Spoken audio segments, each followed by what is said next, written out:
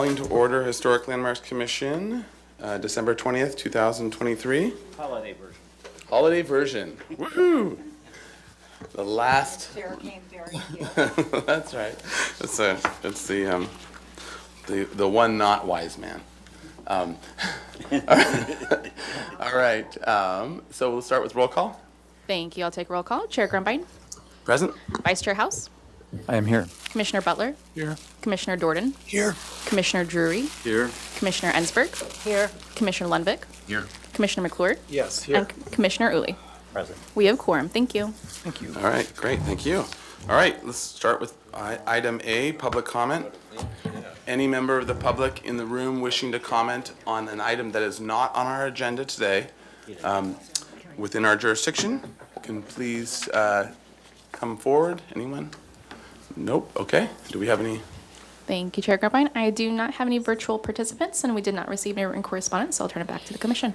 All right. Great. Thank you. All right. Now we'll go to item B, approval of the minutes of Historic Landmarks Commission, December 6th, 2023. Move to approve minutes. All right. Motion by Uli. Second. Second by Vice Chair House.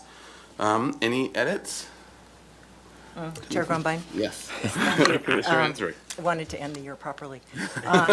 Well, first of all, I wanted to thank Ms. Rydell, who is not here today, but for the minute taking. Just thank you to the staff for the excellent job doing the minutes. And I know it's not easy. And then I just had one question I wanted to ask, and this was on page 4.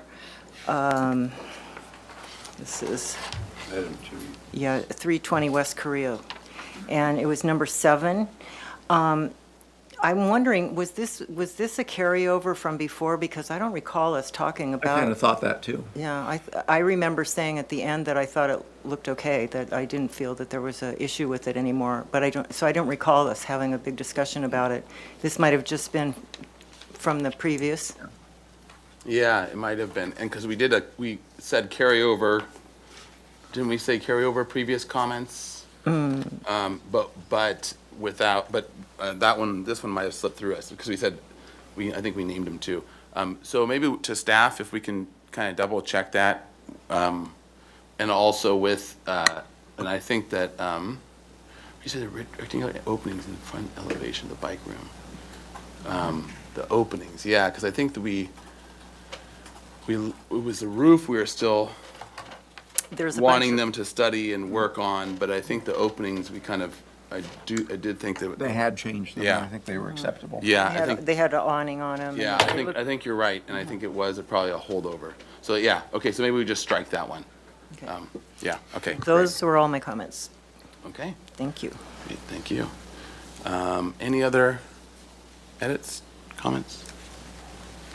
All right. So we have a motion and a second. Can we have a roll call vote, please? Thank you, Chair Grumbine. I'll take roll call vote. Commissioner Dorden. Yes. Commissioner Drury. Yes. Commissioner Ensberg. Yes. Commissioner Butler. Yes. Commissioner Lundvik. Yes. Commissioner Uli. Yes. Commissioner McClure. Yes. Vice Chair House. Yes. And Chair Grumbine. Aye. Motion passes. Thank you. All right, thank you. All right, we are on to item C, approval of the consent calendar for December 20th, 2023. Motion to approve the calendar. All right. Do I have a second? I'll second that. All right, thank you, Commissioner Jordan. All right, to staff. Thank you, Commissioners. First of all, Ted Hamilton role here, project planner in the design review section. I staffed the commission back in 2021, so Yeah. good to see you all again. Back in the dark years. In the dark ages. Yeah, of our COVID. Zoom days. It's nice to see what you actually look like. Right. All right, I'll go through the consent minutes here from today. So first up, we have 40 East Anapamu. This is the Library Plaza. This received review after final as submitted. Item B, 414 Chapala Street. This received project design approval and final approval with the conditions to add a screening element or baffle to each light fixture in the garage. C, 140 Cannon Drive, received project design approval and final approval. Item D, 2020 Alameda Padre Serra, continued indefinitely to Planning Commission with positive comments. And lastly, item E, 506 Brinkerhoff, This one was continued indefinitely back to consent with some comments. One was to request an as-built landscape plan, study the neighborhood to determine appropriateness of the hedge, study the neighborhood and look at colors to avoid the white-on-white appearance. And those are my notes on the items. That includes the consent calendar. All right, thank you. Mr. Chair, Yes, on that Mr. last Harris. one, there are two buildings on the site, and one had a blue with white trim, and the rear building was just white on white. And I thought, well, I can understand your point to differentiate the buildings, but survey the neighborhood and see how that's done. Because this is a pretty colorful neighborhood, so. Gotcha. All right, great. Any other discussion about the consent calendar? All right, we have a roll call vote, please. Thank you. I'll take a roll call vote. Commissioner Drury, Yes. Commissioner Ensberg, Yes. Commissioner Butler, Yes. Commissioner Lenvik, Yes. Commissioner Uli, Yes. Commissioner McClure, Yes. Commissioner Dordan, Yes. Vice Chair House, Yes. and Chair Grumbine. Aye. Motion passes. Thank you. All right, thank you. All right, on to item D, announcements, requests by applicants for continuances and withdrawals, future agenda items, and appeals. So to staff for their announcements. Chair Grumbine, All right, Commissioner Ensberg? I have a couple of announcements, please. Yeah. First of all, I want to share that on December 7th, at the annual year-end party of the AIA, Commissioner Uli was presented with the prestigious Luda Maria Riggs Award Medal for his dedicated and outstanding work over the years. Many thanks and congratulations to Commissioner Uli. Indeed. And secondly, at our last meeting, only after our last meeting, I realized that we needed to recognize a very important person. Sojourner Kincaid Rawle has passed away from us on November 13th. And as we all know, I think, she was a community treasure in so many ways and was a profound writer and poet, a supporter of the arts, educator, and so much more. She was Santa Barbara's Poet Laureate from 2015 to 2017, and more recently assisted in the effort last year with Healing Justice and others, including our city historian, Nicole Hernandez, to document the important history and contributions of the Black community. We have all learned and been enriched by the life and work of Sojourner. And Ms. Hernandez and I spoke about this yesterday, and I'm sure she may want to add some thoughts about Sojourner. Actually, our chair has a resolution of recognition that we often do to recognize people that have impacted our historic community. So with that, we'll read this out. I'll read this out. So this is a resolution of recognition for Sojourner Kincaid Rawle, 1943 to 2023. Whereas since the 1980s, Sojourner archived documents of Santa Barbara's African American Black history, and whereas Sojourner shared historic documents from her personal collection with the University of California, Santa Barbara Center for Black Studies Research and the Davidson Library, and whereas Sojourner's passion and advocacy ensured the African American Black story was told in Santa Barbara, and whereas without Sojourner's knowledge and guidance, the award-winning documentation of Santa Barbara's rich African American Black history in the Santa Barbara Historic Context Statement would not have been possible, nor the designation of buildings that represent this important community history of our city. Now, therefore, be it resolved that official recognition on behalf of the City of Santa Barbara Historic Landmarks Commission is posthumously given to Sojourner Kincaid Rawle for her outstanding contributions to the City of Santa Barbara. In witness whereof, I have hereunto set my hand to be affixed this day, December 20th, 2023. Okay. I'll move that resolution, Mr. Chair. I'll second it. All right. We have a motion and a second. Any other discussion? All right, and thank you very much, Commissioner Ensberg, as well, for your work on this and bringing this forward. Thank you. Maybe, Would you Oh, all yes. like the resolution to pass to her family? Do you have contacts with her family? Yeah. Great. I'll bring it over. Okay, great. All right. And we'll do all those in favor. We'll have a roll call vote, please.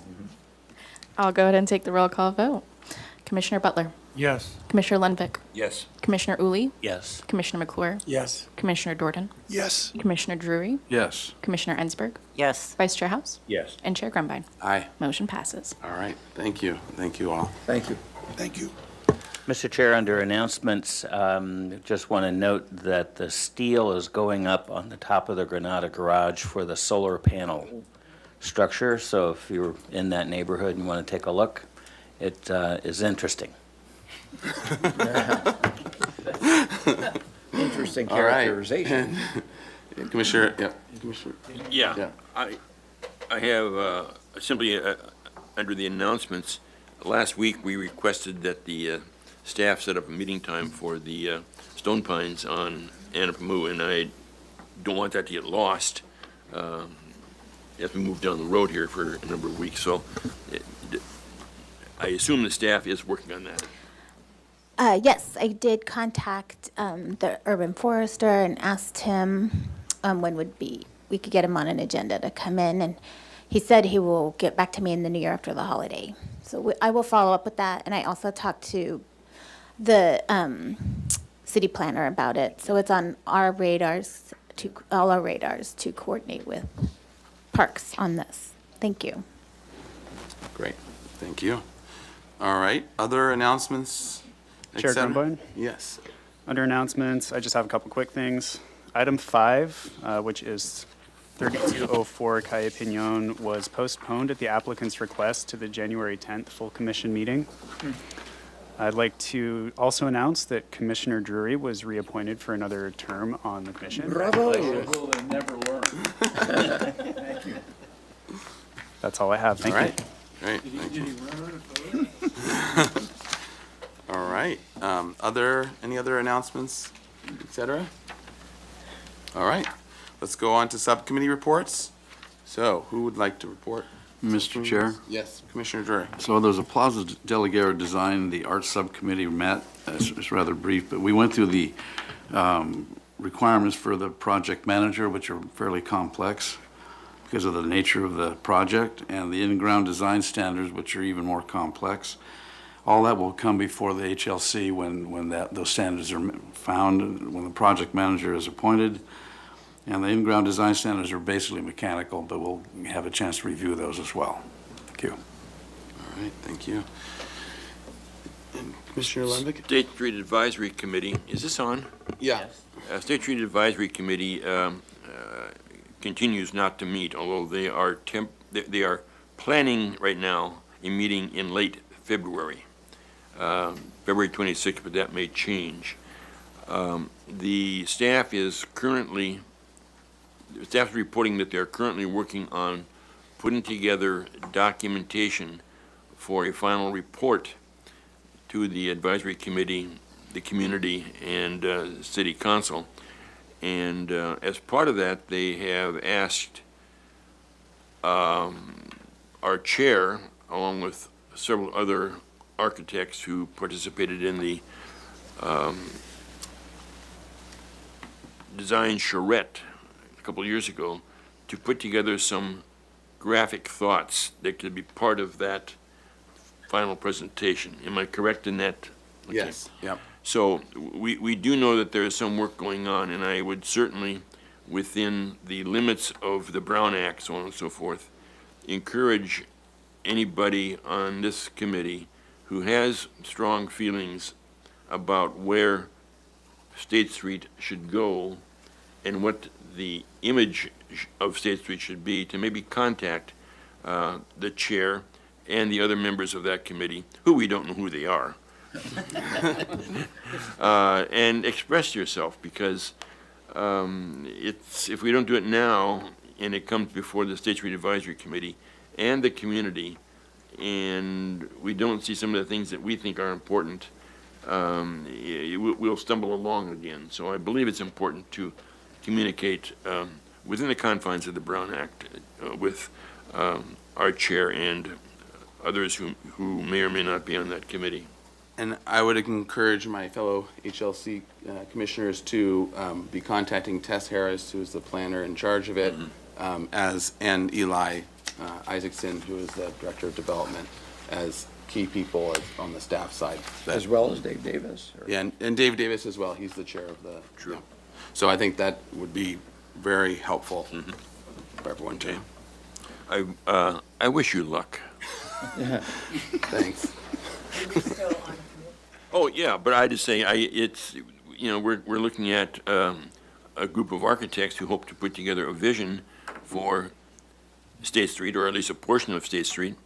And, we never agree on anything. As these applicants before us today know, we can chew up a lot of time on a minor project, and we could chew up an eternity on a major project. Lots of luck. Yeah. All right. Chair Grumbine, Yes. Commissioner Ansel. isn't that our purpose? No, it's not. That's what the city of Santa Barbara created us for. Well, could I just say that in response to that, it sure would be nice, I think, if we could, as a commission, we've been asking to have this on our agenda so that we could talk about it together and have input about this place that's so much part of why we're here. The El Pueblo Viejo is our responsibility. So I'll just put that out there, and maybe if we keep asking, maybe we'll get that, and we would be able to talk and come to a consensus about what we as a commission feel should happen. Along with paper and coffee. Yes. Wouldn't that be nice? Yes. Wouldn't that be nice? That would be I very think so, nice. yes. So, and actually, I think it probably would be, and I know there's been a discussion about it, but I think for the new year, if we can, for the January 10th meeting, at least, I request that we have, State Street discussion on that agenda so that we can actually talk about things. I don't know how much we're gonna be able to talk about and what we're gonna be able to talk about, but at least if we can try to put that on the agenda for at least half an hour, if our time is tight, I would make that request of staff, because I do think if we pull that, that's fine, but if there's absolutely nothing to talk about, but I think that we need to create the space that has some commentary from HLC, and we can't do it in this space because it hasn't been noticed. So- I believe a half an hour should be adequate for the public comment portion. Yeah, well, unfortunately, I think that one of the key things has been that the time frame aspect of it and not wanting to create a block of time that we discuss something that we currently aren't having, not having a design put before us, and it taking away from other projects' time. And while I agree we can have a whole meeting about it, I think that at least at the minimum, getting us half an hour of a discussion to discuss something is, I think, important. Yep. So, We are also, Mr. Chair, and staff, we're back on internet comments, aren't we? That's correct. So that maybe was skipped in the public comment portion. A here, I don't know if that's anybody out there wanting no, to. we checked. Oh, we did? Yeah. Oh, I Yeah. apologize, I was asleep. Yeah, that's okay. We woke you up. I'm sorry, I'm sorry for you. Okay, so if we can at least have half hour, and more would be nicer if we can, but for our January 10th meeting, and everyone we can stay a little later if we have to. Yeah, order pizza. Okay. And All Mr. right. Chair, just to respond to that, looking at the next agenda for January 10th, it does look pretty full. So I'll pass that along to Heidi and Ellen, and we'll see if we can accommodate that. It might be the next meeting, but we'll also work with you. We really want to have an agenda for these Yes, meetings I to think understand that- what, Of specific what we can things to talk actually, about. yeah, I think that would be good. And I think we probably would have the interest to even have a special meeting in between HLC, in the week between the 10th and the 24th, is my guess, is most of you would be up for something like that. There is a meeting the 17th. There is? Yeah, there's an extra one. Oh, darn. Okay, what is it? What is it for? Oh, just the massive amount of projects, I think. Oh, really? Okay. All right, well, we'll see, but I think somewhere in January. You guys haven't been noticed about that 17th meeting, any of you? I don't think so. Yes, they posted the agenda already for next year. Okay. Oh. Well, here's your reminder. Yeah. Well, aren't you on top of things? Yeah. Oh, I tell you. I think the special meeting is the 10th, because we're skipping the 3rd, because we're That's all correct. just getting back from the holidays. Oh, So then got you it. have the 10th and the 17th, and then you'll have a break, a week break. We'll be back Okay. on schedule. So maybe it's after the 17th then that we have, maybe we have a short meeting, like a 20-minute meeting on the 10th, so that everyone can bring up the things that they want to talk about maybe, and have a brief thing on that. And then that way, we can set ourselves up for a good meeting towards the end of January. Does that sound good? It does, but the question is, when is this select group of architects supposed to have their product available? Well, Is I he- wanted to get into a discussion about it. No, I understand it, but- It's not going to be, it's going to be folded into the MIG overall plan in end of February. February 26th, yeah. Probably end of yeah. February is Yeah, where- that's when our next meeting is, and staff is saying that they're going to have something for us then, at February 26th. Okay. Chair and commissioners, we need to kind of cut off the conversation about okay. this No item more because it's not an conversation. agendized We'll- yeah, item. We'll look put at it- agendizing a short conversation for the 10th, January 10th, and so that we can get some input from the commissioners on maybe what they want to see, but we'll keep ourselves very disciplined about it. We'll cut it off, and we'll have to move on. But then we'll have a larger meeting maybe, and first opportunity, so it would be, I think, January 25th. If we could. Otherwise, the city attorney's coming through the back door. Yeah, exactly. All right, thank you. Thank you. To staff. All right, okay, subcommittee reports. Did you want to give a quick Sure. summary of those notes, and I can show Sure. yeah. Just sort of this is about the State Street interim work group that is Chair Grumbine, myself, and Commissioner McClure. On 10/31, you'll recall that we were asked to attend a meeting at council to give input to the striping for the bike lanes. And we had a meeting with staff, and this, just to be sure that our record is straight, this is the little sketch, very rough. And I think Chair Yeah, and- Grumbine and has it City there. TV, This you is the can, little sketch that we created here. to illustrate what we had agreed we felt was appropriate, and this is what we shared with council on 10/31. So this is the little sketch, and then the script of the information that Commissioner McClure and I gave to the council at that time. So I just wanted to be sure that this was in the file, and so just brought it today, even though it's after the fact, so that, Yeah, and I think it is also good just for also the commission to be seeing how this is kind of working too with, yeah. So I don't. flow of information. If that, is that enough? I mean, I Yeah, don't I want to think- I take think a lot it's of good. time, but, we basically felt that the Commissioner McClure and I did walk the street the day before. We didn't have a lot of time, because the meeting we had was on Monday, and then the council meeting was on Tuesday, so we were Yeah. pinched for time.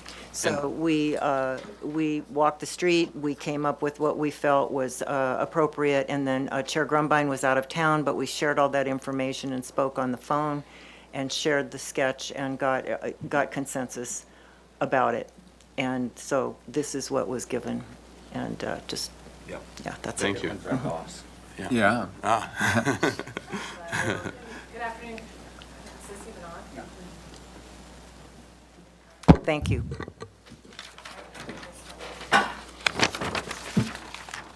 Okay. Good afternoon, Commissioners. Ellen Kokenda, Design Review Supervisor. I'm here because we've got a weather situation happening, and so I just want to be clear that we want to cut this meeting off at 4 o'clock today. So whatever projects we don't get through, I just want to, we'll postpone them to the very next agenda item on January 10th, which is the next HLC full commission meeting. But there's just a flood advisory, and we don't want to keep people waiting here, and just want to be conscious about your and staff and applicants' time. So just try to, if we could be efficient with reviews today and kind of move through the process, it would be great if we could get through the last item, or get through all of the items if possible. And I also want to invite any commissioners, if you are uncomfortable and want to leave at any point, you're more than welcome to do so, especially if you have a long drive. But yes, I do want to have a hard cutoff at 4 o'clock so that we can, I know that you already got started, but just to let you all know that there's just rain in the forecast and possible flooding. So that it's supposed to happen a little bit later, but just to be conscious of everybody's time. If, like I said, we'll just continue items to the next hearing date, and if we lose quorum, then we'll just have to close the meeting out where we are, again, based on commissioners, what their preferences Well, are. let us get to work then. Yes, please do. And then I say, again, try to just be conscious. And the good news is the last item is already postponed. Yep. So there's one less thing on your to-do list. But I think thank we you have so a much. shot at it. All right. We should be really concerned if we see the art go by the windows. Yeah. Senior That's right. Stone. All right. So let's start let's roll into item 1, archaeology report for 301 East Yananali Street. It's located in EPV, 45,000 square feet of residential floor area divided into 5 buildings, approximately 34,000 square feet in the first floor, 9,000 in the second floor. Vehicular parking spaces, and this is a 3-acre property. It's within the appealable jurisdiction of the coastal zone, and in M-1 SP2, zones with a coastal land use designation. The property is currently being operated as an open yard and contractor supply storage company. Grading will comprise approximately 16,000 cubic yards and cut and 2,500 cubic yards of fill. Requesting acceptance of a Phase 1 archaeological resources report prepared by David Stone. Dr. Glassow reviewed the report and agrees with its conclusions and recommendations. So Buonasera. with that, welcome. And if you would run us through your conclusions fairly quickly, and then Thank you, David Stone. I just wanted to say I'm a little disappointed in all the men here and the women. I tied one on for you. I was going to wear my ugly Christmas sweater, but I couldn't find it. Okay, but moving right along. Let's see. Yeah. Oh, there you go. Christmassy. Cass never disappoints when it comes to fashion. Okay, I wanted to do a little learning here, but I don't think we have time for that today. This was an interesting challenge. This area is adjacent to the former Estero, El Estero, which we know as Milpas Street. That's why Milpas was wet. And the issue was whether there were archaeological sites perched on the edge of the Estero where the Chumash enjoyed taking advantage of all sorts of resources. So a previous study actually focused on the historical materials that had been placed in the Estero as it dried up, and after the 1926 earthquake, you probably know this, that became a great dumping ground. Details, Dr. House. Great dumping ground for debris. So the previous study actually focused on the historical resources that were associated with this material dumped into the former embayment, but didn't focus on the prehistoric resources. So it also didn't use CEQA thresholds that are incorporated in the MEA to characterize the significance of those refuse materials. So I looked at this again, and perhaps, well, you don't have it in front of you, but figures 3, 4, and 5 show different types of information that we use to define the extent of landforms like the Estero. Don't look at it, Chair Grumbine, but the first was from the 1850s, 1853, the Wackenruder maps that also included the alignment of Mission Creek, which was wasn't called Mission Creek at the time, and also the Estero, the project site falls into that embayment. In the 1870s, the Coast Geodetic Survey, it's one of the first rigorous topographical depictions of our city identified this marshland, and again, the project site is completely within the marsh. What's most interesting, and I wanted to share you very, very briefly, is something that, Yeah, we can hand it to, down. could you, I apologize, I thought we won't still show had it on the, TV. I thought we still had the overhead, Yeah, I know. which we don't. The most interesting, the most interesting that you probably are not familiar with is looking at geological information that shows the substrates below the topsoils that we have, and this was in my figure 5. This shows very, very clearly that the underlying soils and landforms are estuarine, which means eroded from estuaries as well as alluvial information sources. And again, the project site is clearly within those subsurface soils that were associated with the slough. Having all said that, it's clear that there's no potential for prehistoric resources to be in this project site because it was inundated all those years. The other thing my report did, and I'll just finish up, is address the significance of the refuse that was brought in and dumped there. And unfortunately, there's no integrity. There's no way we can tell where these materials came from anywhere within the 1925. They didn't have a weighmaster kind of tally. Exactly. things. So because there's no way to actually tie it into a particular way of life or where it came from, those resources are less than significant. So as a result, the addendum found that there are no potential for prehistoric or historic archaeological resources of significance in the site. All right. Thank you. But a lot of nice paperweights. Yes. All right. All right, to the commission, any questions? I have a, Oh, actually, we should do public comment first, sorry. Anyone in the room wishing to comment on this report that you haven't read? All right, seeing none? And thank you, Chair Grumbine. We do not have any virtual participants, and nor did we receive any written correspondence, so back to you. All right, so to the commission for questions? I have one question. Post-25 earthquake debris on the site, who owns it? Does the owner of the site own that debris? Commissioner Durnan, that would be correct. And that's actually true of prehistoric or historical resources until they're identified. Once they're identified, particularly prehistoric resources, then we get into state law and. But yes. building debris, No. As well as any really interesting historic bottles or things, those are property owners' so he could sell, possession. the owners could sell pieces of They Santa could, Barbara. but they would, eBay would really not help them too much on this. Thank you. All right, Thank you for your question. any other questions? All right. could we- Yeah, I have a question. Commissioner Lembeck. Was there not a lot of fill on that site as part of the freeway work? Commissioner Lembeck, I am not sure about that. I would imagine, yeah.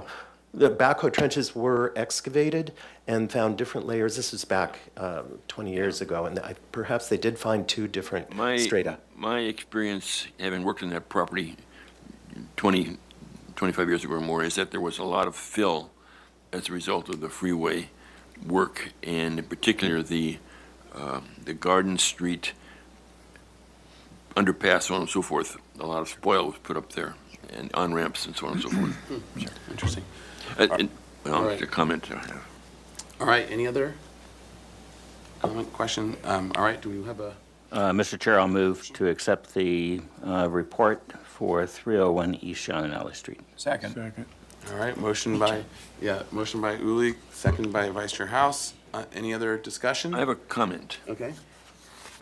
On figures 1 and 5, you don't show the current Garden Street configuration. Is there a reason for that? I'm sorry, Commissioner Lembeck, Figure 1 is a USGS map, and it is provided for purposes of the Central Coast Information Center at the Museum of Natural History to locate this project site in space. So the particular modern changes that happen to the USGS map are not critical. 5, again, is taken from those USGS maps, and that was done, I do have that in the report, I think it was 2006. But they are using a USGS map template, perhaps that does not reflect the most recent Garden Street configuration. Garden Street and Yanonali Street are lacking in those. Fortunately, that was not my responsibility. Okay, Thank you. All right, any other comments? All right, roll call vote, please. Thank you. I'll take the roll call vote. Commissioner Lundvik, Yes. Commissioner Uli, Yes. Commissioner McClure, Yes. Commissioner Jordan, Yes. Commissioner Drury, Yes. Commissioner Ensberg, Yes. Commissioner Butler, Yes. Vice Chair House. Yes. And Chair Grumbine. Aye. Motion passes. Thank you. All right. All right, thank you. Thank you very much. May the force be with you today, and Why, thank you. tie next time. All right. okay? Okay. We are officially almost 20 minutes late. We'll keep we'll keep charging. Or All right, 1925. This is the second item. This is a continued item for project design approval and final approval. This is 1925 State Street. It's located in EPV. It's adjacent to 11 West Mission Drive, Modoc Substation, and designated structure of merit. Proposal to convert an existing 2,500 square foot commercial building into a 2,900 square foot mixed-use building. Project includes a 365 square foot addition, hardscape and landscape changes, new bicycle parking, and exterior alterations such as roofing, doors, windows, skylights, walls, gates, scuppers, and downspouts. Project design approval and final approval are requested. Project compatibility findings are required. Project was last reviewed on September 13th, 2023. And this, let's see, there's this historic significance report. And welcome, if you would introduce yourselves for the record. Thank you very much. Eric Bayer, AB Design Studio, architect for the project. With me is Will Rivera with right. AB Design Studio as well. Great, and let's go to the minutes for last time. And Mr. Chair, I'll pull those up. Okay, great.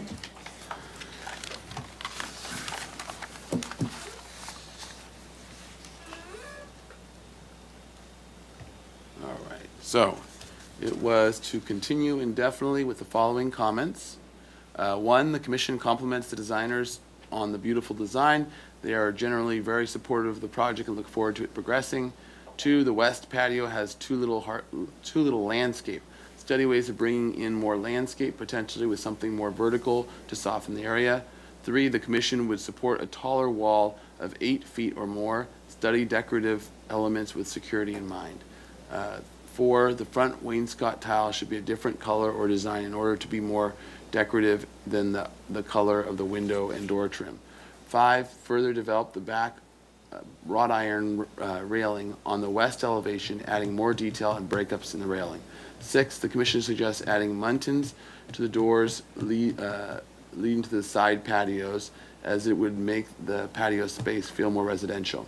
7, restudy the clear story horizontal window on the back west elevation to make it more traditional in shape. 8, check on skylights and their proximity. 9, the planters shall be a minimum of 6 inches in height. 10, the commission feels the project is ready for design approval if the above comments are addressed. The motion was by House, the second was by Jordan, 7-0-0. Uli and Drury were absent, the motion carried. All right, and then, so if Uli and Drury, if you did watch it, let us No, I did not. I did. Okay, so it'll be questions only for Commissioner Uli. All right, and with that, if you all would welcome and present us, you have 15 minutes. You don't have to take the whole time, but especially because now we're in a race against the storm. But if you would go through all the comments that we made and how you answered them, and then anything else that's new and additional to this, especially because you're asking for project. You're asking for final, wait, are you? Yes. Yes. And you can share the sketch Design on the approval back and of final the- approval, sorry. Nice, Might be very important. yeah. All right. Great. Thank you, Chair Grumbine. So I will just begin by addressing the minutes that you just read. So I'll start with the west patio has too little landscaping. So we actually have prepared a landscape plan. Let me reorient myself here. Is this the same as normal?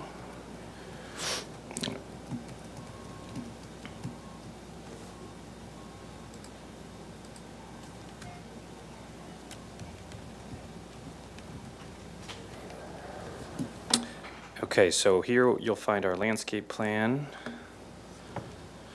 And specifically the west patios, we have added some landscaping. I'm going to let Will Rivera speak towards, briefly towards what we're proposing there.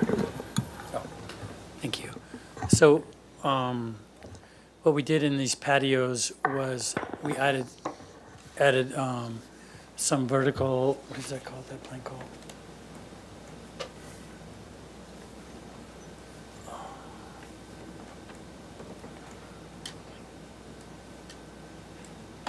What's that say? Cordyline? Yeah, the core lines. So, as you guys know, this has become part of a bigger project, 1919 State Street next door, and we are using a lot of the same or similar planting palette, and so we're using the core lines, which are more vertical, and we've added these little pockets in the patios, as well as one of the comments was, the vine pockets along the wall. The wall is basically going to be covered with a vine, and one of the comments in the minutes was 6 inches in height. I think that was an error. It's six. We called it out 4-inch wide, and you guys requested to be larger, so we made it 6 inches wide. But we made it 6 inches wide on both sides, so that is a continuous vine pocket along the entire length of the wall. So that is how we're treating that. And we've also added 2 raised planters. One there, you see number 2. That is this willow tree, a tree that is also going to be used on that one down at the bottom right. That tree is also going to be used as part of the landscaping planting palette on the neighboring property. And we feel that will give a nice balance to the properties at the 2 extreme ends of the project. And we've also added a planter in the very, very back, which is also a raised planter for stormwater management. And that is just going to be a series of, you can see Keynote 2, Keynote 1 is what all the different plants will belong in that planter as well. So super simple, but we just wanted to increase the landscaping that we had on our last presentation. So we think it would be very appropriate to the project. Thank you, Will. Next comment speaks about that patio wall along the west side. So we have increased that in height. I'll take us to that elevation here. So we've increased that to be 8 feet above the finished floor, which then aligns with essentially the head of the door. So you can see that along here. So we've increased that in height per the board's recommendations. Comment 4, the front wainscot tile should be a different tile so that it's more decorative. We have revised that, which I will take you to the enlarged elevations. Or the materials board, show it. One more, there. So you can see that represented here as well as on the materials board. Computers are not in any hurry today.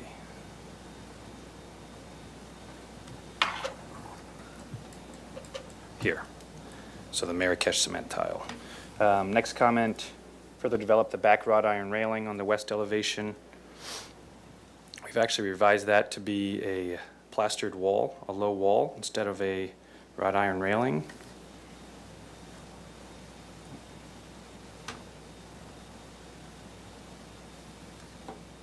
As we can see here. So here is it in plan. Come on, computer. So it's now a low wall which navigates the railing with navigates the ramp with a wrought iron rail.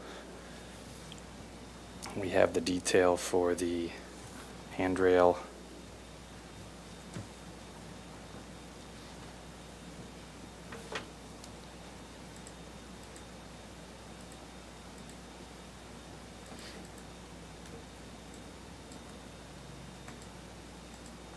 Somewhere here.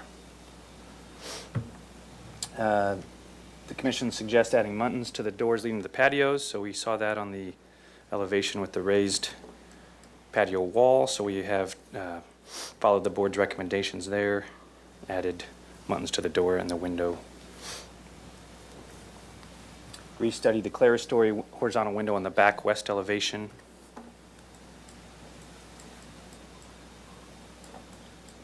So we've took some adjustment to the floor plan to get the bed off of that wall, but now we're showing two portrait windows rather than one horizontal window. Check on the skylights and the proximity. So I believe that was just concern from the board to verify that we wouldn't have a fire rating or code issue with proposing those skylights in close proximity to the property line. We've vetted that and do not have an issue. So what we're proposing now remains consistent and similar to what was previously presented, but a linear skylight along that hallway below to bring natural light into that hallway. Number 9, the planter shall be a minimum of 6 inches in height. Again, Will mentioned we believe that to be depth or width, which Will alluded to on the landscape plan, and I believe that was it. So those were the board's comments. We have developed details to a level that we feel is appropriate for final approval. We're happy to revisit those in closer detail. Yeah, why don't you just flip through them? Yeah, so we've got, I can zoom in if the board would like, but we've got our parapet details. I mentioned the handrail detail. We've got some enlarged representation of some of the decorative grill that's along the open air hallway. This would be the front entry gate that would lead into the open air hallway that would lead guests back to their rooms.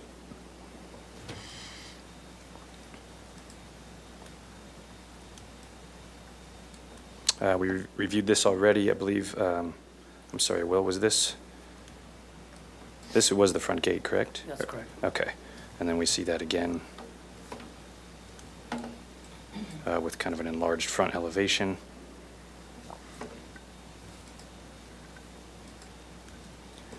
We've worked through some of the door and window details with the transom in the header, as you can see in these details. The tile wainscot at that front storefront, and the materials board, which we've previously presented. I believe that concludes our presentation. Thank you. All right, thank you. All right, so we'll open it up for public comment. Any member of the public in the room wishing to comment on this? All right, seeing none. About that young lad over there, does he have a comment? I think he's studying something very important. Thank you, Chair Grumbine. Turning to virtual, if there's anyone participating on Zoom who'd like to speak on this item, please raise your hand and we can call on you. Not seeing any raised hands, and then we did not receive any written correspondence, so back to the commission. All right, to the commission for questions. Mr. Chair, Yes. the cement tile is just on the window bulkhead, not on pavers. Is that correct? It's a seal condition, like, I'm sorry. It's below the windows. But like you're you not said. using it for pavers? No. Okay. No, we are not. Good. Questions, Commissioner McClure? Chair Grumbine, do you guys have a detail that shows the west wall adjacent to the property line? And the point being, that footing needs to be deepened so that there's truly places for the roofs. So usually you drop the footing a couple of feet or 18 inches. But if that's not detailed, it doesn't typically happen. No, that will be detailed with our, part of our structural set that we will submit to the building department. Okay, and similar for irrigation and specs on landscape and all of that? Correct. And then I'll have a comment at the right time. Okay. All right. Great. Other Mr. Chair? question, Commissioner Drury? Yes, we saw the terminus of the handrail. Could we see the stock with the, I didn't get that in the drawing.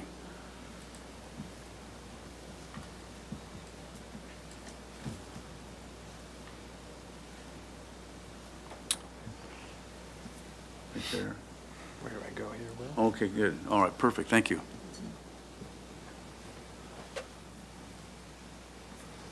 All right. Chair Grumby? Commissioner Ansberg. Yeah, I know we don't see it, but the tile in the patios, you showed tile, is that the same? Are you using that Marrakesh again there? Yes, we're using the same tile. Okay. And then the privacy wall, you're showing, you have kind of a heavy texture on there. Are you trying to show that those are plants there? Or is it Correct, going to that'll be? be covered with the solid vines. But will the texture of the wall be, It'll be a plastered wall, and the vine would be growing on that over time. okay, so this bumpy thing we're seeing, this is just showing the planting that will Correct. be on there, okay. And then the rear elevation, just real quick, with the plants, yes, That is a raised planter. right, okay. Okay, those are my questions, thank you. All right. Any other questions? Question? All right. Comments? How are people feeling? Are they feeling that things are answered well and that they are ready for design approval and even final approval? Mr. Chair, I would agree with that, and it could be with conditions that staff verify that the footings Yeah. in the structural drawings are the appropriate depth, if you could specify what you think they should be. 18 inches to the top of the footing, say, from finished grade. Okay. All right. And I have a comment or two. So that would be a motion for, Well, let's get some okay. comments. and All then- right. Yeah, like cordyline, there's a lot of types of cordyline, so you'd need to specify one that's quite high. Some of them are no higher than a couple of feet, so you didn't specify that. And I would encourage you to look at a different type of tree that has a little bit more of a canopy, like maybe a Stenocarpus or Melaleuca or a Lauris are good, trees that I think would be more appropriate than what you've spec'd. And also, the coprosma that you have is not drought tolerant per the city's 100% drought tolerant plantings for commercial. So you probably want to pull Which that. plant is that? It's a center top in the photos, the cluster of 9. It's called coprosma. That, they won't let you use that commercially. Okay. That's all, thank you. Okay. So, other comments? Chair Grumby? Yes, Commissioner. I would like to thank the applicants, and I think it is a beautiful project. I think it's really, I think you've checked all the boxes, and I think it's going to be really, really nice. So, thank you. you've turned a sow's ear into a silk purse. Commissioner Lenvick, did you have a comment? No, I agree. Beautiful project. I like it a lot. Now can I make a Well, motion? Yeah, just about one last thing I wanted, so can you go to, I wanted to make it a question comment. If you would be okay with adjusting this details, then we can put it as a comment, or put it as a condition. Can you go to the elevations of the back, the ramp down? And then if you can zoom in on that, on your profile, on your swoopy profile there, if you can zoom in at where it steps down, the wall steps down. Sorry about our computer. Where'd it go? And didn't we used to have 4 monitors here? Every Yeah. time they just Yeah. kill one. Yeah. Soon we'll be reviewing working our way projects to without. paper. Yeah, exactly. Seems like- there we go. Oh, no. Well, once it does come on, it's,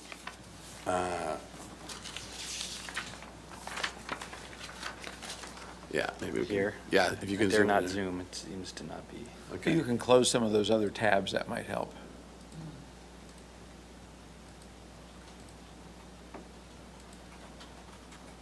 It knows we are in stormwater. There we are.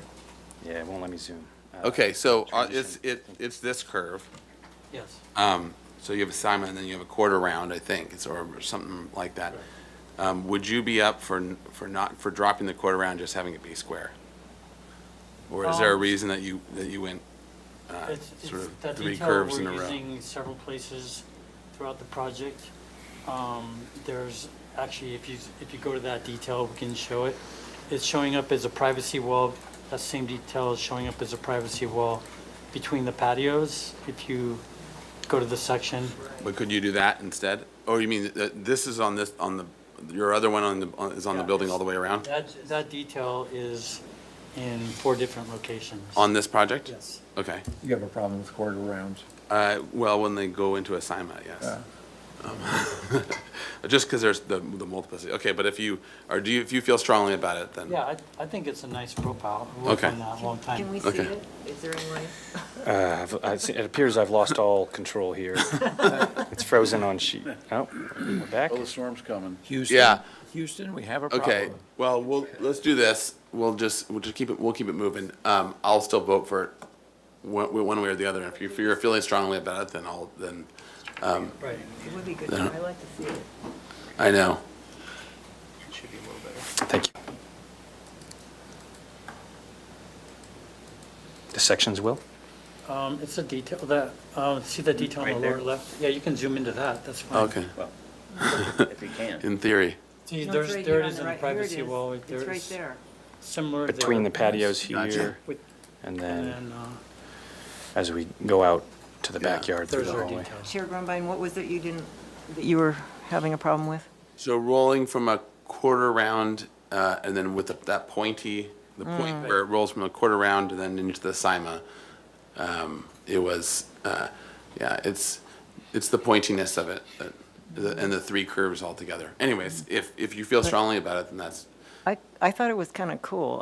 I liked the, I don't know. the flair of it. Yeah, I just like how they dealt with that, before it was the wrought iron, and I thought this Yeah. was really interesting and kind of different, you know? Yep. So Okay. I liked it.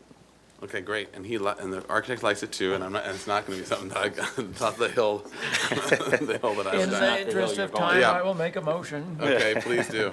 for I'll project second. design approval and final approval, with the condition that the structural plans show the footings at the planted wall, the vine-covered wall to be at least 18 inches down, the top of footing to be 18 inches down. And do you want to make a comment about some of those other plants? Yeah, I would study the cordyline. So if it's project design and final approval, we have to be specific about what the other plant is, and if you guys are okay with I that, would- then, I would encourage you not to use cordyline, but to use Laurus nobilis, if I can yeah. be so bold. Yeah, just, I guess to the applicant, would you like that if they just specified a different plant that, I'd have, well, we're using it quite a bit on our project next door, so we're trying to create a uniform plant palette.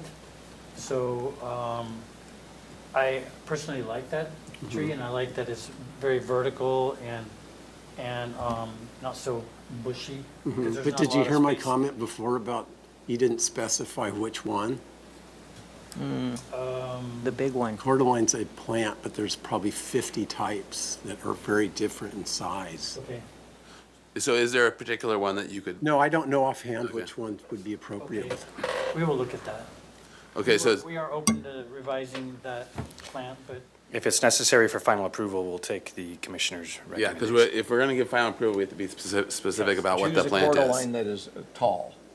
How about Okay, that? that That's sounds Is good. that specific enough? Specific as we can get. Staff? Okay. If Does there's that- to the commission, Mr. Chair, if there is a certain specification for size that you're looking for, like it, grows to a certain height or has a certain Say width or 12 feet. gallon volume. Okay. 12 feet 12 minimum. foot. Okay. Perfect. All right, and then is there any other specific ones that you wanted? There's the vine that you said Changed. wouldn't be accepted. No, the vine's fine. The No, that bush was or- all. Variegated. No, not the. Oh, yeah, the variegated The variegated. coprosma won't fly with this drought tolerant. So is it spec'd somewhere in particular right now on your plan? Yes, they're called out in the planters. Okay, and is there something that you have on your palette that will work in that, and is an option? One below. Any of these could also come back as a review after final. Yeah, I think that's what, for this, that's what'll end up happening, is it'll get tripped.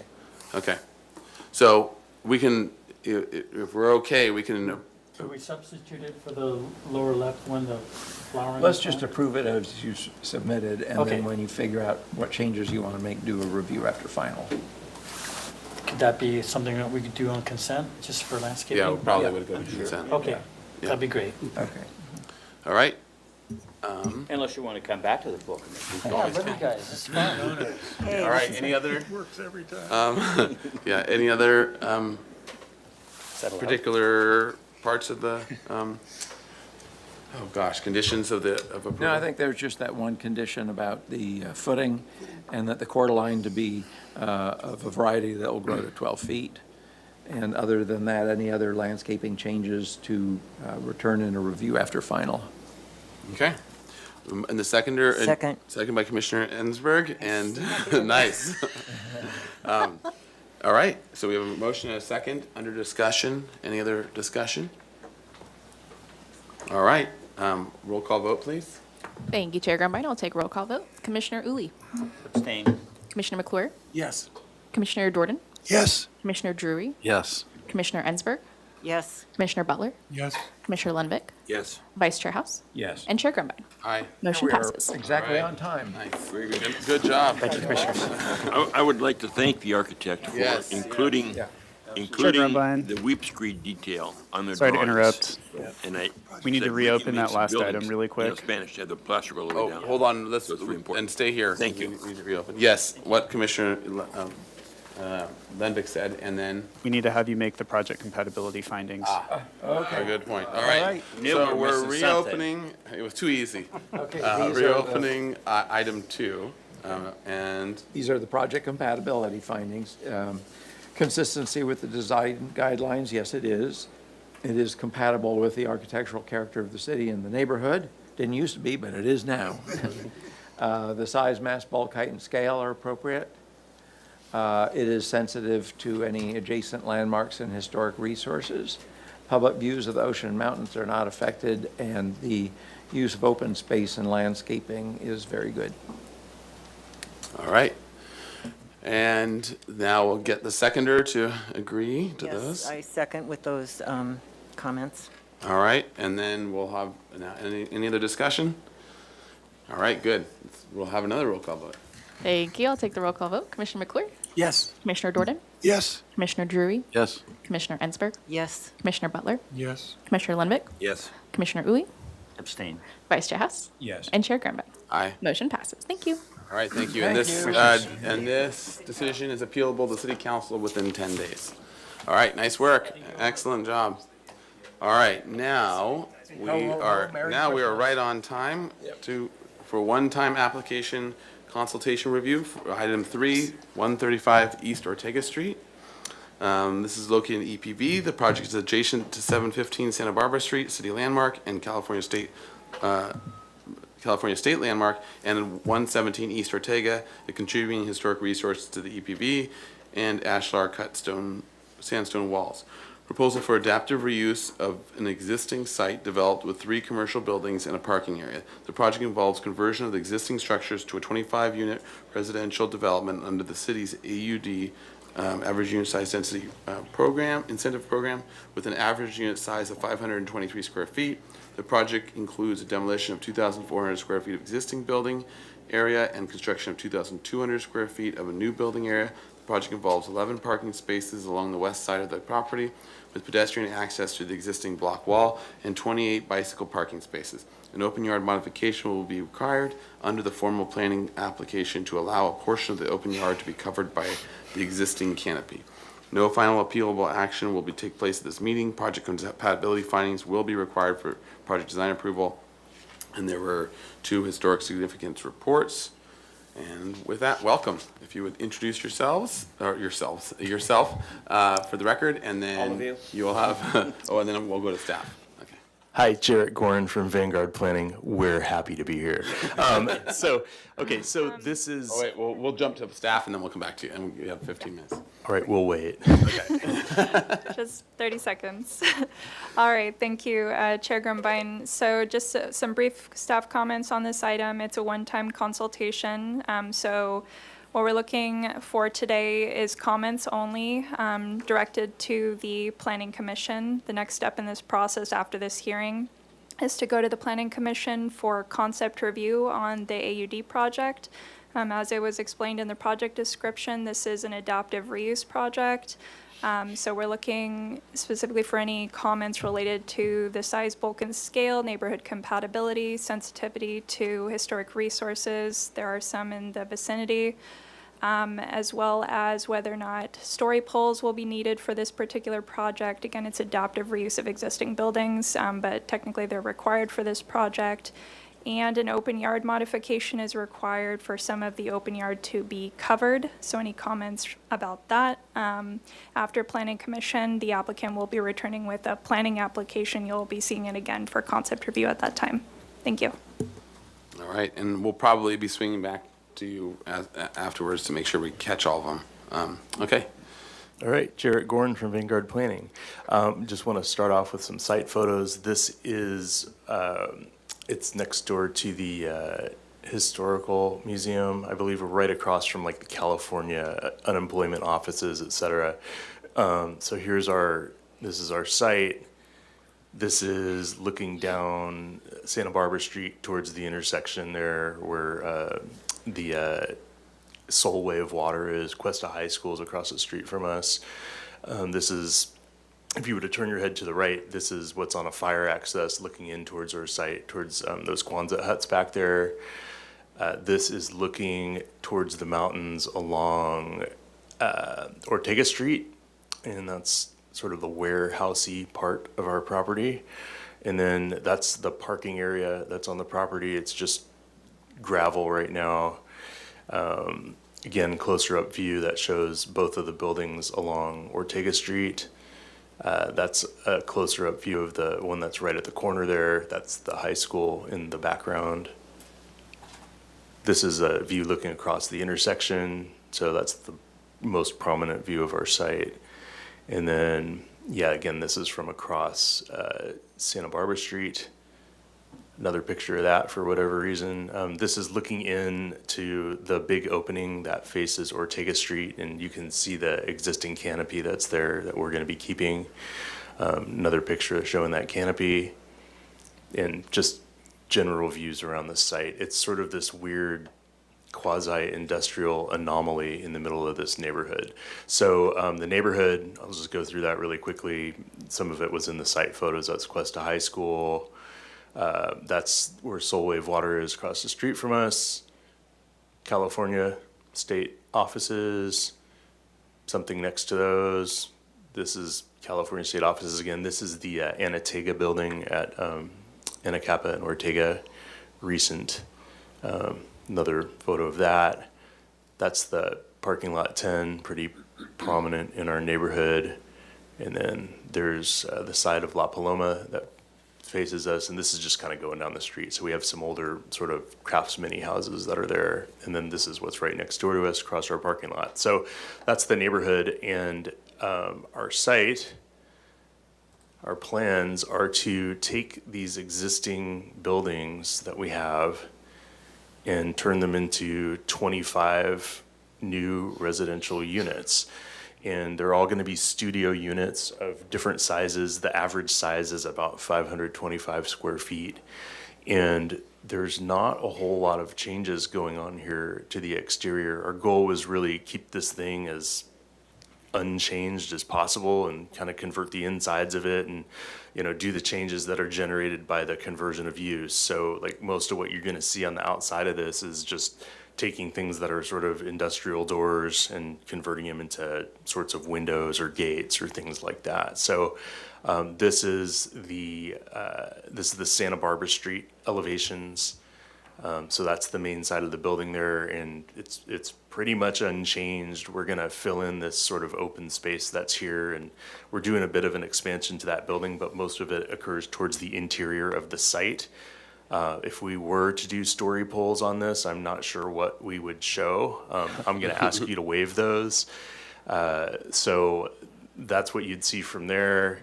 This view here is this is cut through the interior of the site, I think. So this is sort of looking down.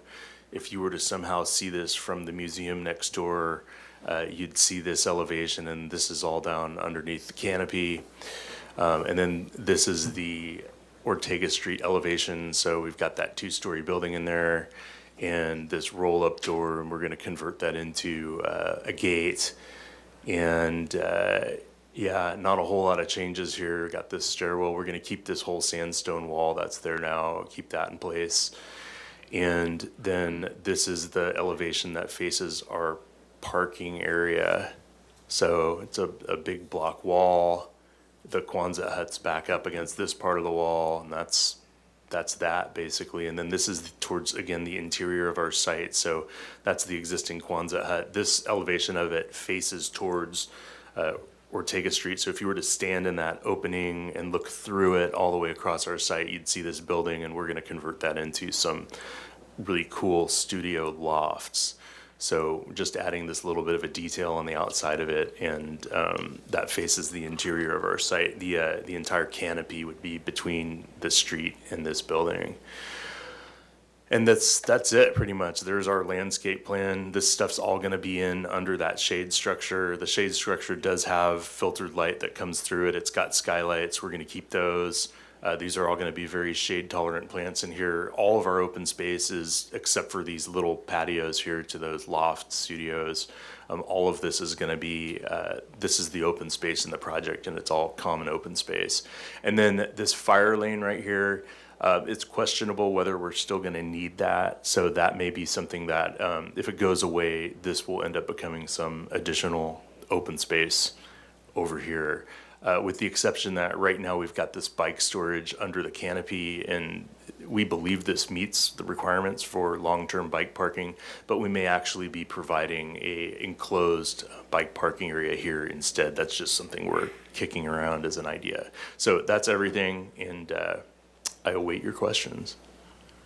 All right, thank you for your presentation and for keeping things moving. We'll now open up public comment. Anyone in the room wishing to comment on this item? All right, seeing none. Thank you, Chair Grumbine. I'll turn to virtual public comment. If there's anyone participating on Zoom who'd like to speak on this item, please raise your hand and we can call on you. Not seeing any raised hands, and we did not receive any written correspondence, so back to the commission. All right. To the commission for questions. Mr. Chair? Yes, Vice Chair House. The vacant lot to the left, that's going to be your parking, or that's part of your project, correct?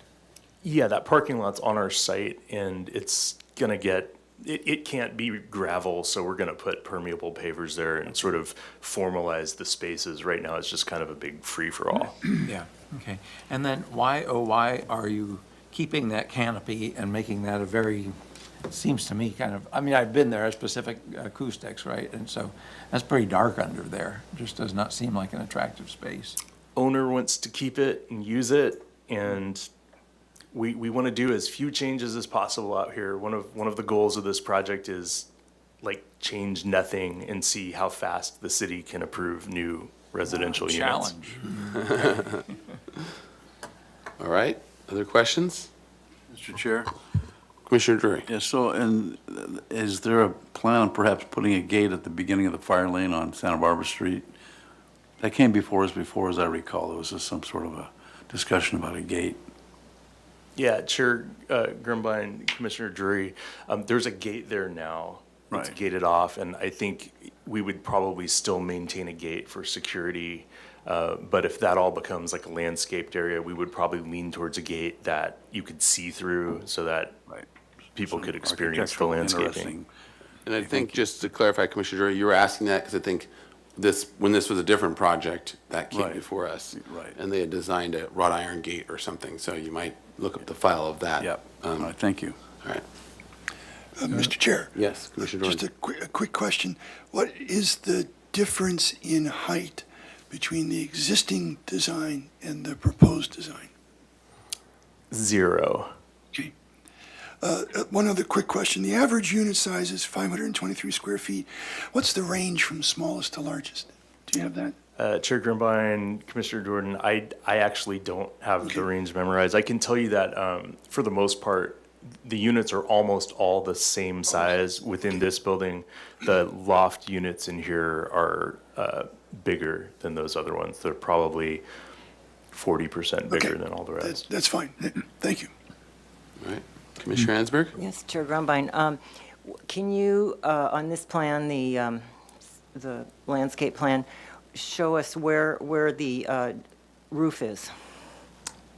Yeah, it's the canopy is pretty much this square right here.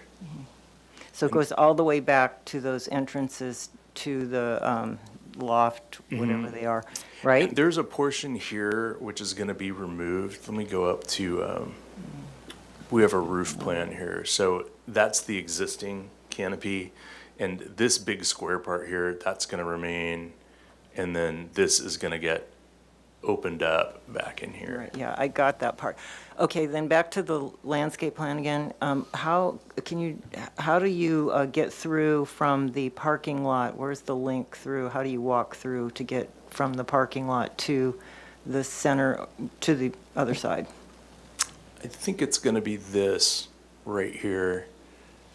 And then also, I'm not 100% sure on that. We've got a connection. I think this is it off this plan here. We can go up to, let me see if we got a floor plan that shows that. That would make sense. You've got your accessible parking space there. Yeah, I think that's what we're seeing, right? Well, that's an existing one, and yeah, I think that's gonna be like a gate, and you can come through there. So the question, if you go back to the landscape plan to add to that question, are those plants plastic? No.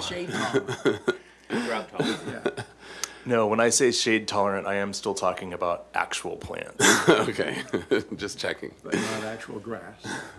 All right. Okay, and then, yeah, a couple more.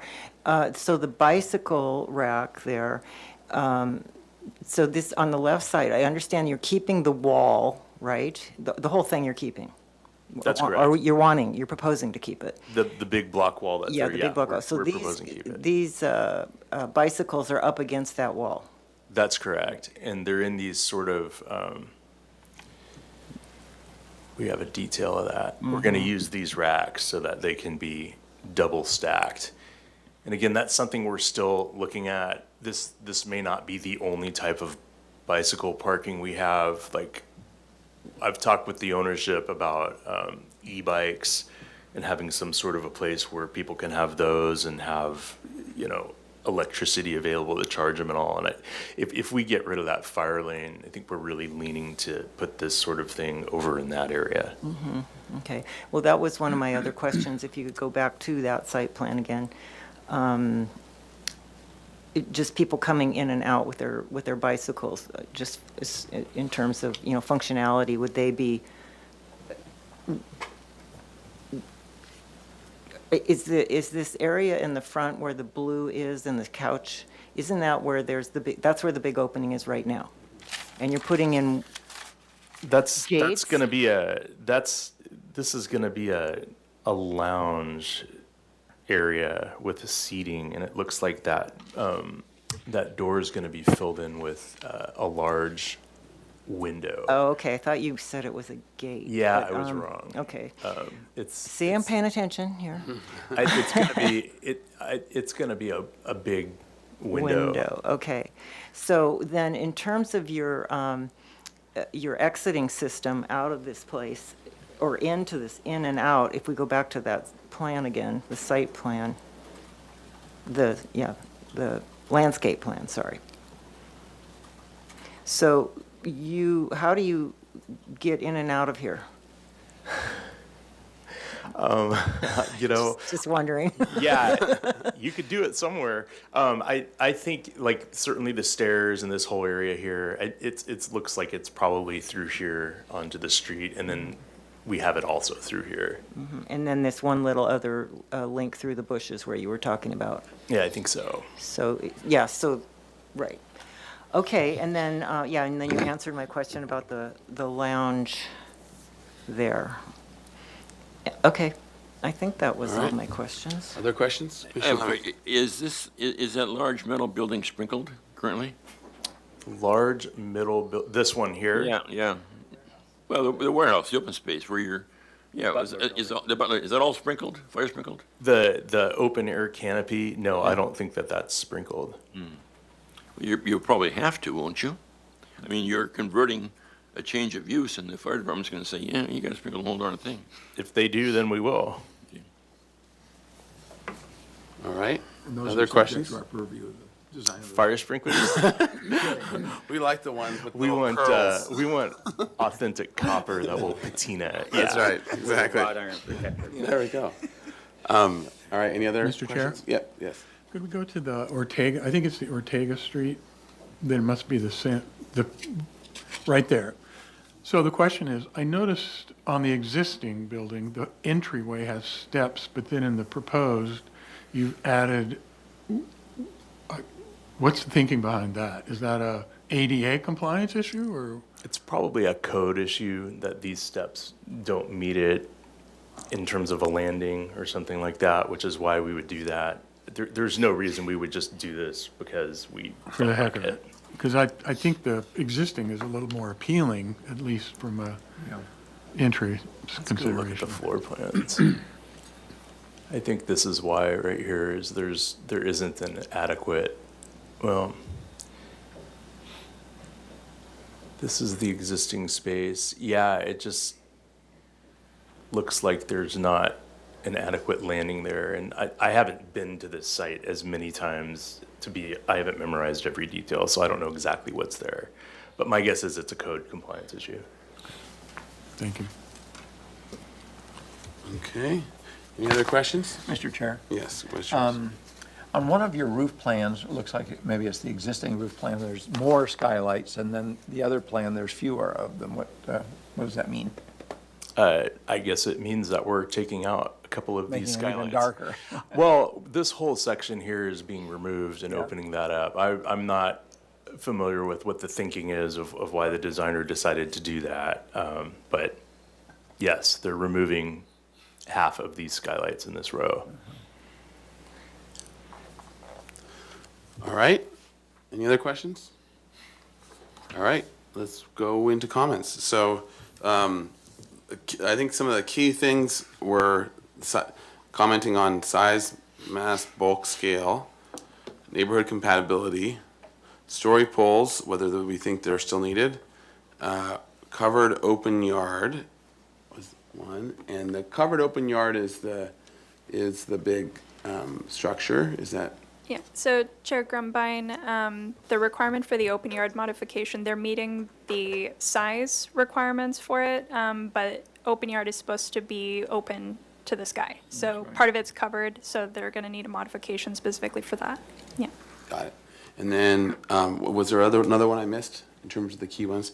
Okay, so I would say it probably is good that we cover those especially, and then as well, any other concerns that we're seeing right now or areas that need more study, specifically that we want to mention, to bring out. But I think the main point is for us to comment on those things for the planning commission meeting, and then as it comes back to us, once it actually goes through the land use process, we'll be able to have a lot more nuanced discussions. But if we can kind of give them a general, what our thoughts and feelings are, I think that'll be good.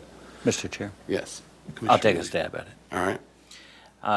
With respect to size, bulk, and scale and story poles, since this is an existing building, that seems to be a moot question to me.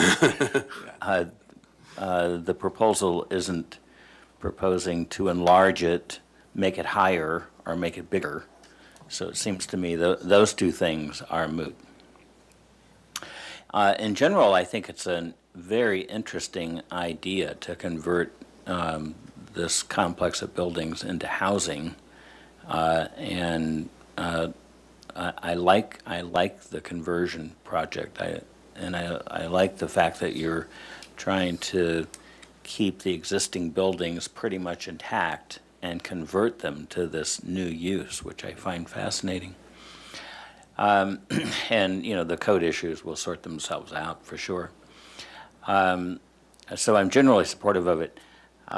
I suppose if you're proposing changes to openings and trimmings and et cetera, we're just going to have to work through those details as it comes back to find out if it is a big enough issue to argue about. There was one other thing. So story poles? Yeah. And then covered open yard. That's the only, I think, real issue I have. I've been in that building many times. If we've all visited Fred, we've all been in that building. And it's just a little bothersome that an open yard is going to be inside of a building. So something has to, I think, be resolved there. And I think it's primarily sunlight. If that issue could be solved, then I wouldn't have a problem with a modification that allowed open yard to be covered. If the sunlight issue could be enhanced, I think that's the biggest issue with respect to that. All right. Mr. Chair. Vice Chair House. I would largely agree with those comments and just emphasize that it's an adaptive reuse project. And so I think it's great to be able to provide some housing that will hopefully be more affordable than something built from the ground up. So I would agree we don't need story poles for that reason, and height, mass, bulk, and scale are all appropriate because they're not affected. I could not support the mod for covered open space. I just can't see that.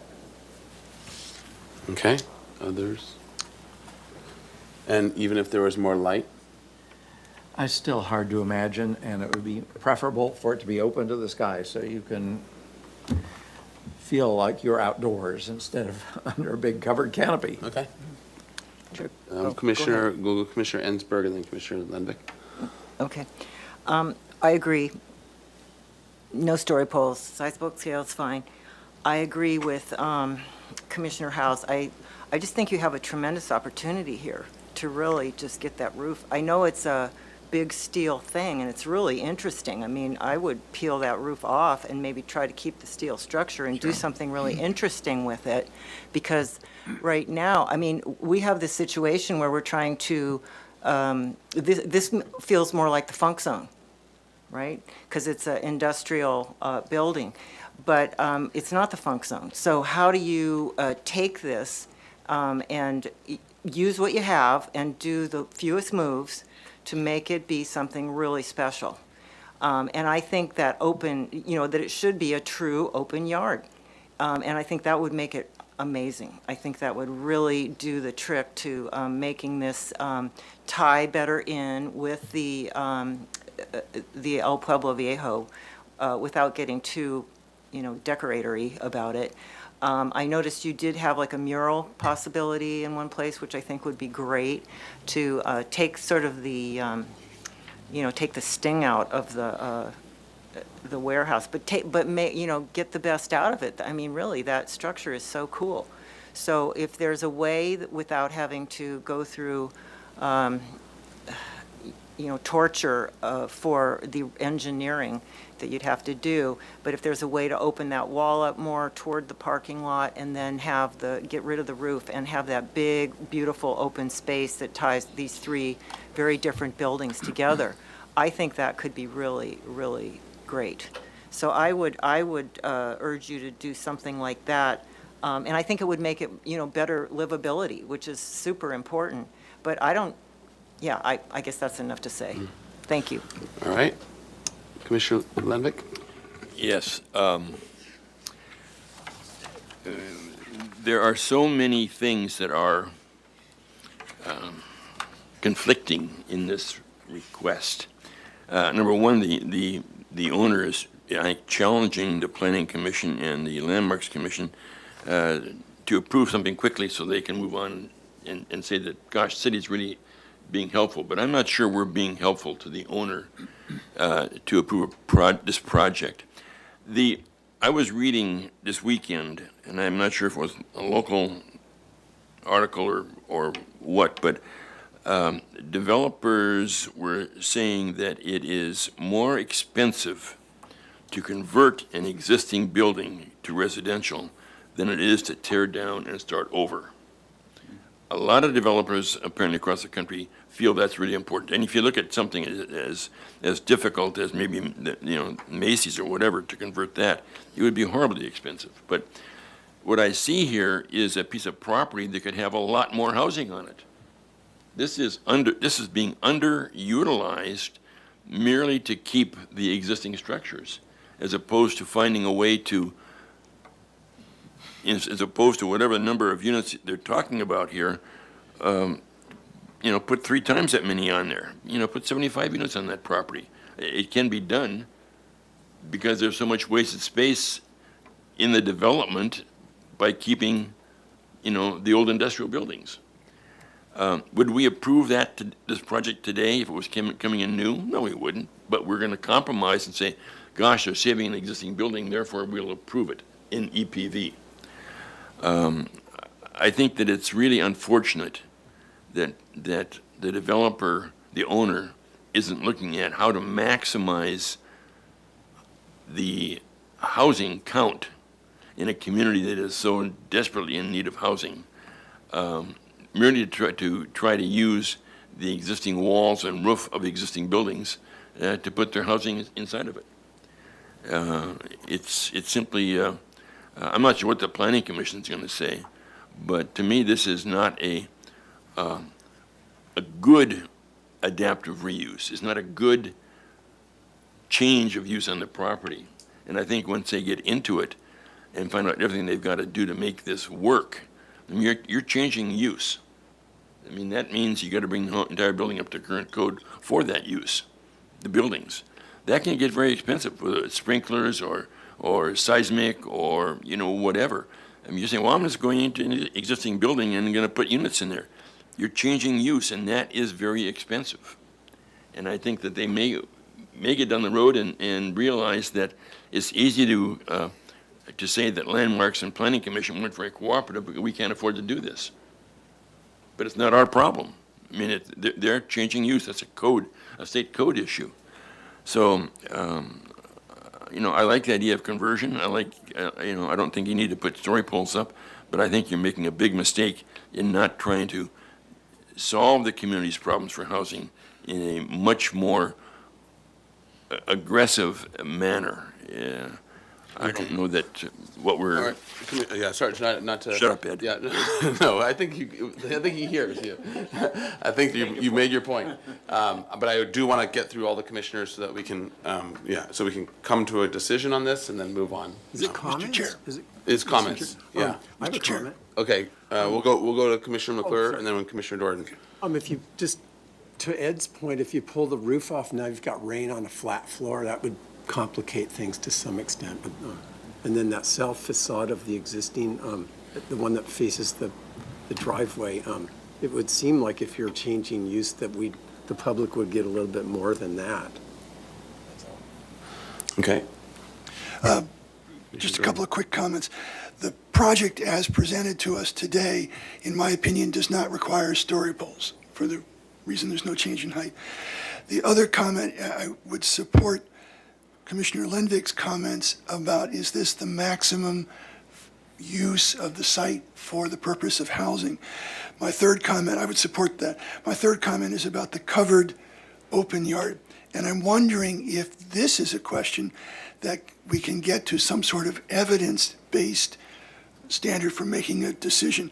Is there a way, for example, to model light levels under that covered area with different roofing materials? In other words, keep, as somebody suggested, keep the steel framing, but look at what different coverings might do. And is there modeling software that would give us a better idea of just how much or how little light would be in that open area?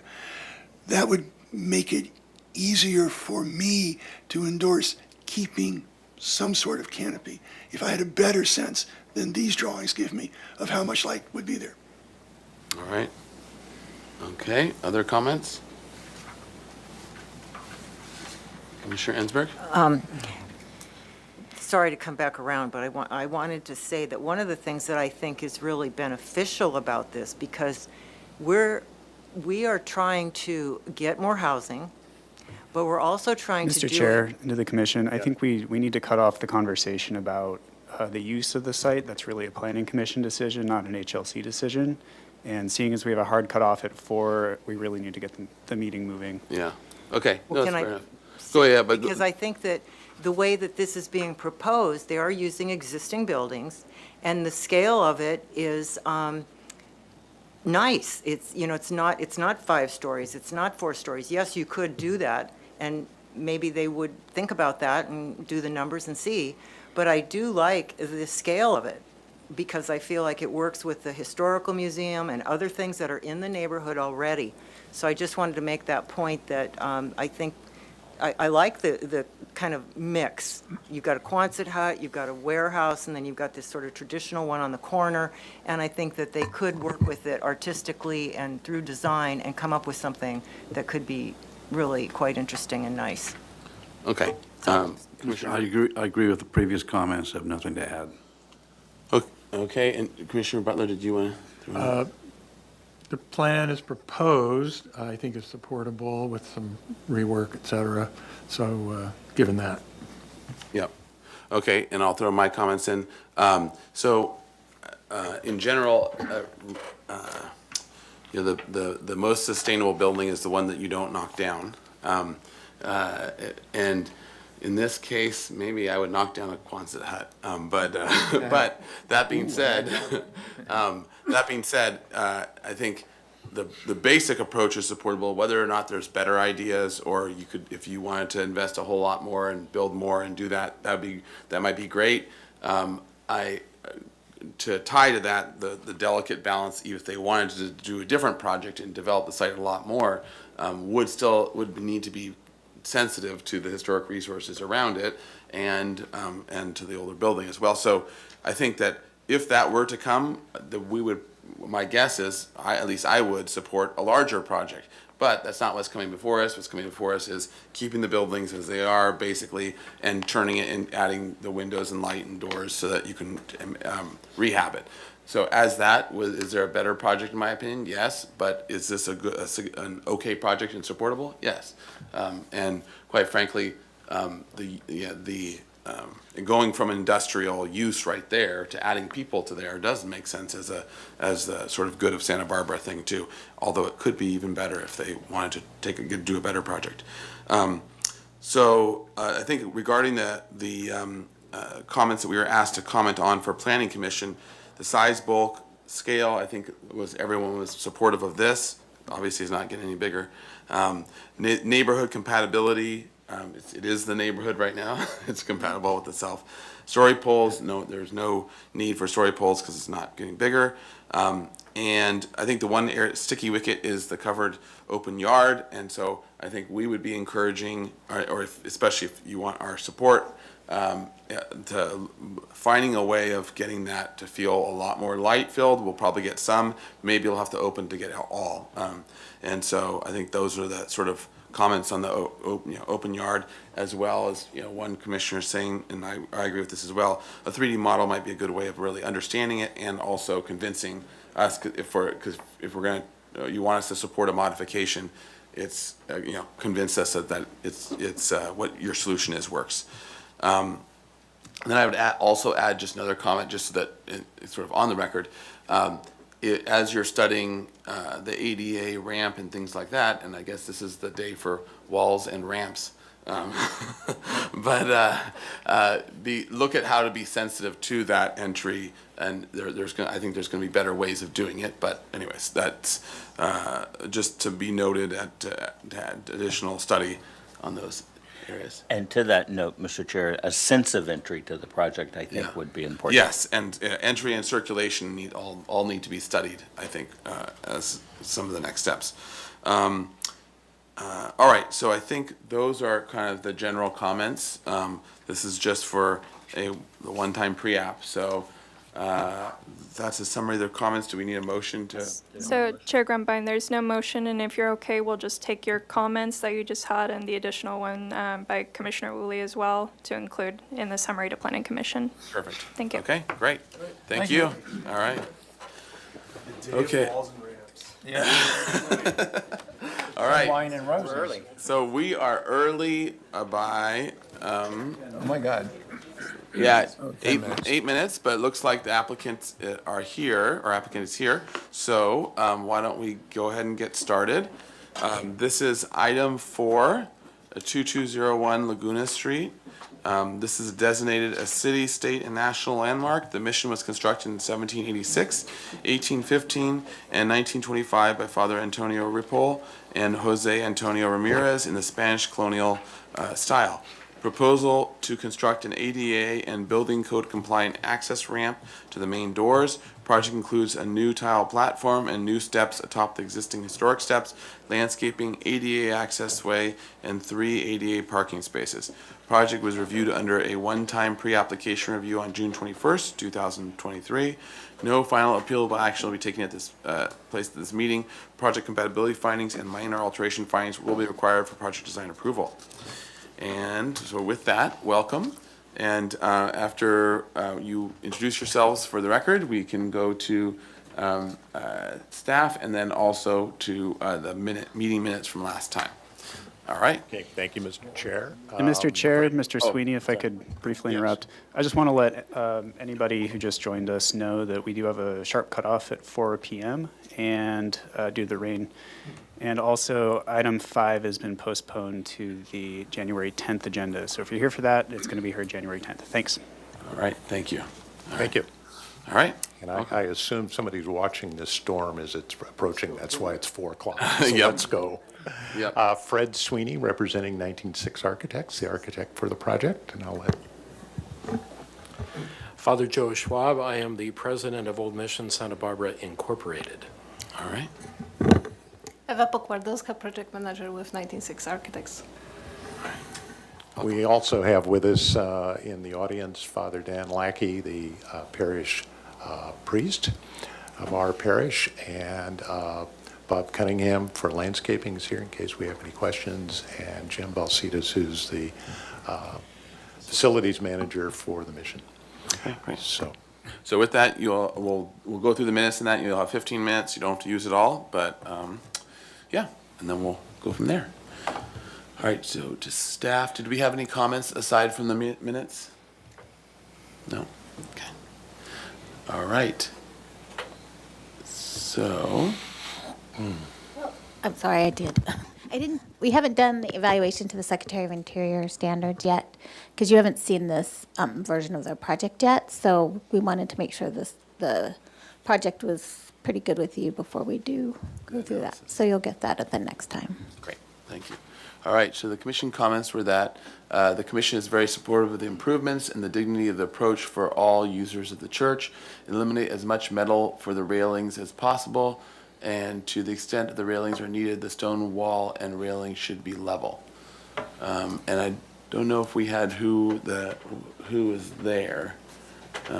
It was one-time pre-app, would it say that if? Because it wasn't a motion, but. yeah, it was a one-time pre-app. But maybe in the other meeting minutes, it will. Further up But- on another item to find Yeah, out who was here. who was here, yeah, just to make sure that we're. But I don't know if it matters, because that was a one-time pre-app, so this is a new application. So Oh, that's true. Okay, gotcha. So that's, whoop, sorry. Didn't matter if you heard it, you didn't hear it. Yeah, or you that's true, commented. yeah. I actually couldn't remember whether I had watched it or whether I was actually here. I see. Thank you. So question in your own mind. Yeah, exactly. I remember all those comments, but I don't know if it was in reality or just the after the fact. Okay, great. So, welcome, and why Thank don't you you. walk us through? Mr. Chair, we'll try to go as quickly as we can. I want to go right to, let's move down through the set of drawings. Let's move beyond that. That's the scope. I think we kind of all know where the front steps of the mission are. I brought to you today, based on those comments, an approach that would get rid of much of the scene railing system. And so on the right hand of this drawing is a stone wall in the same pattern as the pattern on the main towers and the front of the mission. Up high enough to clear the distance for the required railing on the inside, which would be a metal railing mimicking, not mimicking, but the same style as elsewhere on the mission face. This one shows, though, a cap to that wall with a tile completion. Lots of folks like to put their hands down on that tile, and it's going to be, 8 inches plus thick. So that's approach. Let's go to the second one. And then the next sketch is one without, whoops, go back just one, there we go, is without that tile, just a regular stone top. So kind of a preference. The other thing is, in order to solve the 5-inch differential at the threshold at the doors that I think I shared with you last time, is we're adding an additional step in the same finish as the current steps. And because it shows in some of the other photographs, we can go back and look at if you need to, that the top surface of the terracotta tiles that are there now, they've been there for probably 70 plus years. They're badly deteriorated, they've been damaged. That all would have to be replaced regardless. So to make up that 5-inch differential at the door threshold, we're proposing to raise one whole step. That'll kind of make it work with handicap accessibility to the front doors. The front doors would remain as is, although it would be the intent of the mission to do extensive repair. They're quite deteriorated at this point, and of course, the original wood doors, et cetera, so they need some attention. It does cause us to have to raise the bottom of the plinth of the pilasters up that 5 inches. But it's interesting to note that those pilasters are actually done in the fashion of the 1950 rebuild of the first 20 feet of the entire front of the mission. So they're not the originals, and they show on the other photographs and the plans that were carved out of stone. Let's go to the next drawing, please, which I think is, yeah, that's the side. So there's a little bit of iron railing as you start to drop in front of the east tower on the handicap ramp, only because at that point you're less than 30 inches, so you just need a kind of a guiding rail there. And I thought it wasn't really necessary to bring the wall all the way around. And then there's a wall around the small planter that shows in the plan. Let's go to the next slide, please. So this is the plan showing the 3 handicap spaces that we're proposing at the front part of the arcade. That's relatively level, and we can get at the 2% cross slope requirement. But what we've discovered in further exploration is that the wheelchair way to get to that ramp from those handicap spaces drops fairly dramatically, not dramatically, but enough that it doesn't meet the code. So we're going to have to reframe that little piece of the parking lot or the AC paved area in order to get that to be at 2% or less, preferably at 1%. And so I've introduced the idea of not touching the bottom of the steps, using the asphalt, and then reshaping it so that we end up with a little set of steps there, and then to indicate visually transition, then there would be flagstone even with the existing asphalt. We've toyed with the idea of, instead of taking that asphalt in the middle between the steps and the new step, is also using that as flagstone, but we certainly like to hear your comments on that. I think the rest of the plan's pretty much as we talked about last time. There's small planters, and we do have a concept landscape plan for that. We know we have to apply to the handicap accessibility. I'm hoping that we convince the powers that be that we don't have to put the big vertical signs up in the air, that we can make them shorter and perhaps maybe 24, 30 inches high, and use wood carved insignias for the required ADA parking requirements. So we'll explore that. Let's go now to the next slide. That's our landscape plan. Mr. Cunningham is here if you have any specific questions, but that's the idea.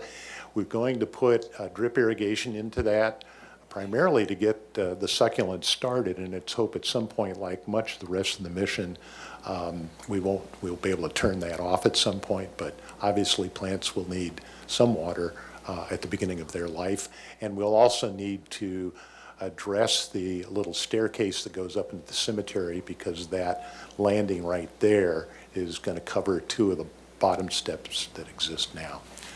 And I think, let's just go to the photograph we found earlier this week. Thank you, Father Joe. This is the survey. Keep going. I hope they're in here. Are they in here? Could be another tab at the top. Could be. Yeah. Where's, right there. There we go, yeah. I just want to show you this one slide, because it will have to do, if we are able to move forward, it'll have to do with the archaeological report. Yeah, that one right there. There's 2 things that are important about this photograph. One is that we believe there's remnants of an aqueduct that runs right there between what was the Major Domo's house, which is shown on the right of this photograph. It was still existing when this photograph was taken.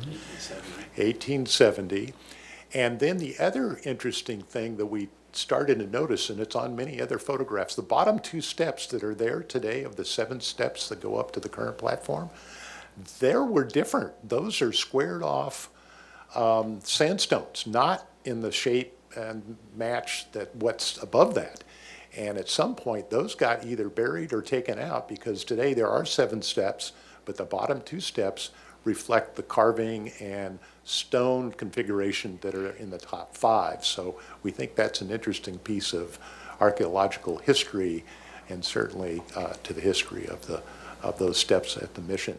There will need to be repair as we touch those steps on the current ones, because there's a lot of damage done over the years. So while they're in there working, we can kind of repair and take care of some of the damaged sandstone steps that are there. I think that's it. I don't think we have much more to share with you. We probably can answer other questions, but I'll leave it up to you. All right. So with that, we will go to public comment. So anyone in the room wishing to comment on this item? All right, seeing no one. Thank you, Chair Grumbine. I'll go ahead and turn to virtual. We do not have any virtual participants right now, and we did not receive any written correspondence, so back to the commission. All right, to the commission for questions. Mr. Chair. Yes, Vice Chair House. I'm wondering, that 5-inch step you're adding at the top of the flight of steps, is that the same as the riser height of all the other steps? Yeah, they all differ a little bit, because it wasn't built to code, remember, when this was built. It's a different code. Yeah, a different code. It was called the... Hammurabi. Yeah, no, there's actually a term for it, but I can't remember it right now. Anyway, some of the existing steps are between 5 and 6, some are 6.5. They measure a little bit differently, and they also measure from side to side differently. So the east side, they're not quite the same as the south side. So how that occurred, who knows? So since we're on the steps, a tied question. When is this photo from? 1870. 1870? Oh, the photo or the drawing? The photo. Yeah, 1870. Yeah. The sepia one is 1870. Okay, so then the drawing is that a Habs drawing from the 1930s? Oh, you mean the plan? No, the floor plan. Yeah, it looks like a. I think it may be, yes. Looks in that style. Yeah, and it could have been taken from the 1952 piece. Okay, because it looks like on that, the steps there is no big platform. Yeah, and it's very confusing. The other thing that's confusing is, for some reason, when the mission sits on 3 separate parcels, and the line between the 2 parcels at the front of the mission happen right at the top of those steps. So I don't know whether somebody figured that out when they drew this drawing, but the 1952 drawings don't have any site plan at all, don't show any steps. They just show the plan of what they were going to fix.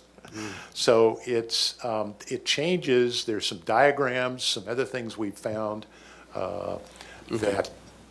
Yeah, Just okay, they're all great. I different. was just curious. I Okay. think they just didn't have enough room on their vellum.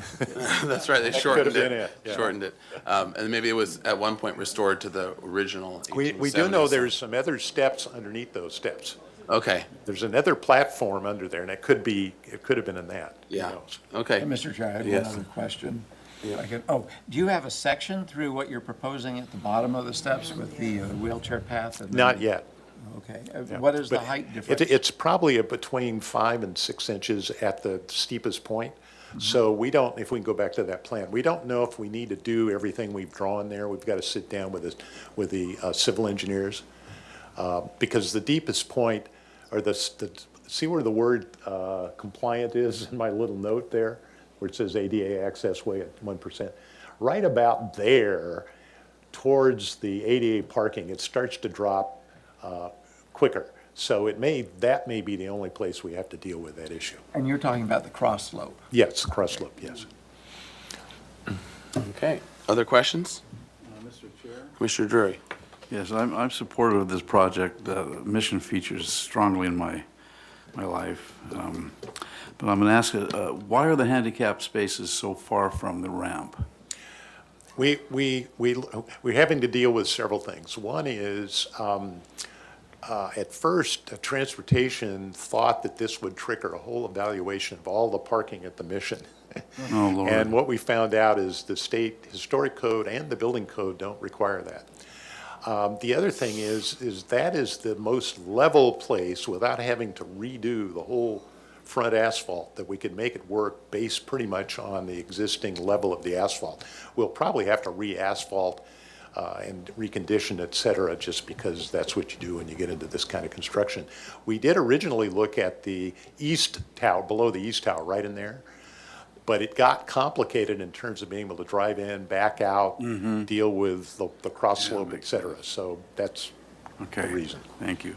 And then, let's see, one of the favorite things that I've painted and drawn many times is that little door gate going to the east side of the church. Yes. What visually, is that going to be any impaired? That will not be changed at all. And what's been fascinating is to try to figure out when that went in, because there's several photographs that show the stone wall going all the way into the east tower. We think, and a lot of photographs they take, that's all in shadow, so you never can see. So based on our investigation so far, we think that gate went in after the rebuild in 1952. Really? After the big earthquake? Yeah. Yeah. And after the repair. I'll This be- was not I'll be 1925, but 1950, when the Tehachapi quake hit. Uh-huh, okay. And then I just have one other question. In terms of the tile cap or sandstone cap, do you have a preference? I like the tile cap only because you know how people want to put their hands down. But we can make it go either way. Good, thank you. All right, other questions? Yeah, I don't understand what's happening with the sandstone or flagstones, in front of the. Oh, yeah. Is that all flush of the grade or what? No, it's not. No, it's not flush for grade. The grade's dropping there quickly. So it's the And steps? so in order to fix that without actually adding steps to the current steps, we decided to solve it out away from the bottom of the steps. Like a rolling curve almost. Exactly. Is that safe? I mean, you got people wandering around with a camera in their face and, So that was kind of the discussion we've already had, and that's why we've looked at the option of see where the note says ADA access, that whole area in there, putting flagstone in there to match the pattern on the other side, on the bottom, and then creating stone steps that reflect what we're doing, what exists, and/or doing a different color there, just to deal with that problem of somebody walking along, taking the picture and not paying attention. You can also do like a neon edge. There you go. Yeah, exactly. Some way we have to deal with that, because you've got to get the ADA required level between the parking spaces and the bottom of that ramp. All right, any other I do questions? have one more question, I'm sorry. Was there any discussion about putting that whole contraption on the west side of the steps? You mean on the west tower? Yes. Yeah, we did, but it's much steeper. It drops off much dramatically. You can even see it in this drawing, because the 7 steps really don't happen fully until you get to that west side. So it drops. You forget, because we walk up there and it's like a skateboard ramp, ultimately to the fountain. All right, Yeah, thank if we didn't have an historic structure, you'd probably see railings, stair rails every 8 feet apart. Thank you. All right. Commissioner Ansberg? Yes, thank you, Chair Grumbine. So just so I understand, so this, that what we were just talking about, this little curb, it's a curb, Yes. right? And that's what's enabling you to level it out? Right, and the hope is we won't have to do it as an extensive curb as it's shown on this sketch. We just Okay. haven't worked out with the engineers yet exactly how that's going to happen. And what is the reasoning for putting the sandstone on the other side? It's the same reason that Mr. Lindvik is concerned about, people not knowing there's going to be a change coming as they're walking. So it's to kind of give a visual warning that there's going to be a change here. Okay. Well, save my comments. Commissioner McClure? The 3 handicap parking spaces, is that an extension of the existing parking stalls? There are no existing parking stalls. That's part of the issue. Because of the way that the front of the church is used, it's only open during periods when the religious services are held at the mission, particularly on Sunday and Saturday evening, and other special events during a funeral or as we see at Fiesta, and weddings and so forth. It remains completely blank all year long, and the agreement the mission has with Ay Maranati Festival is they do pay for resurfacing that entire surface so that they can do their annual event. And one of the things they're going to be a little grumpy about is these marked spaces won't be able to be used in the future for Ay Maranati. Unless they're like rectangular. Or whatever, yeah, because those have to kind of remain. And one of our colleagues who does his grandchildren in that corner is going to have to move. Actually, tied to that, question out of that, have you looked at other possible well, I guess it may just be the rendering fact that it's so strongly blue. Yeah. But have you looked at ways of doing it that would be more historically sensitive, I'm not using quite the historic sure. building code? I'm not quite sure how we can do the surface differently under the ADA laws. I mean, as it is, I want to have the conversation about the vertical requirement, so we can have that same conversation. Yeah, and I think that, and it would be interesting what state parks or others have been able to do with the historic building code. Gotten away from blue. Yeah. Yeah, maybe we can go to a light green or something, I don't know. Commissioner McClure, did you have a question? Yeah, it's sad to me that like the proliferation of the car everywhere is disturbing to me, but I guess it's at some point function is more important than aesthetics, but just kind of sad. We're still in questions, yep. And actually, I have another question too. Yes, isn't it? So where you have the line, the setback, that setback 30-foot line, Yes. did you look at doing and I can't remember whether I saw this on your last presentation or did that discussed, did you look at doing a planter basically there, but maybe bringing it down a little bit, but basically in the same way that you have your triangular planter to not have railings and everything else, or at least it helps in the other area ramping up alongside? I see where you're going with that, and I thought of that first. But several years ago, there was an attempt to do something similar, but it was a circular thing that never got past landmarks at all. And I thought that was just more intrusive and introducing another element that wouldn't have been in the front. In the day that this was built, before zoning setbacks or anything, that's where it is, and the street was put where it was much later. I thought that was just a little too much, that we're trying to touch this as lightly as we possibly can. And so that was my reasoning. Okay. All right, other questions? One other question. This might be bizarre, but just exploring. Did you think about possibly this area where you're leveling it out, where we have the curb? Did you think about maybe possibly doing that in the same red tile?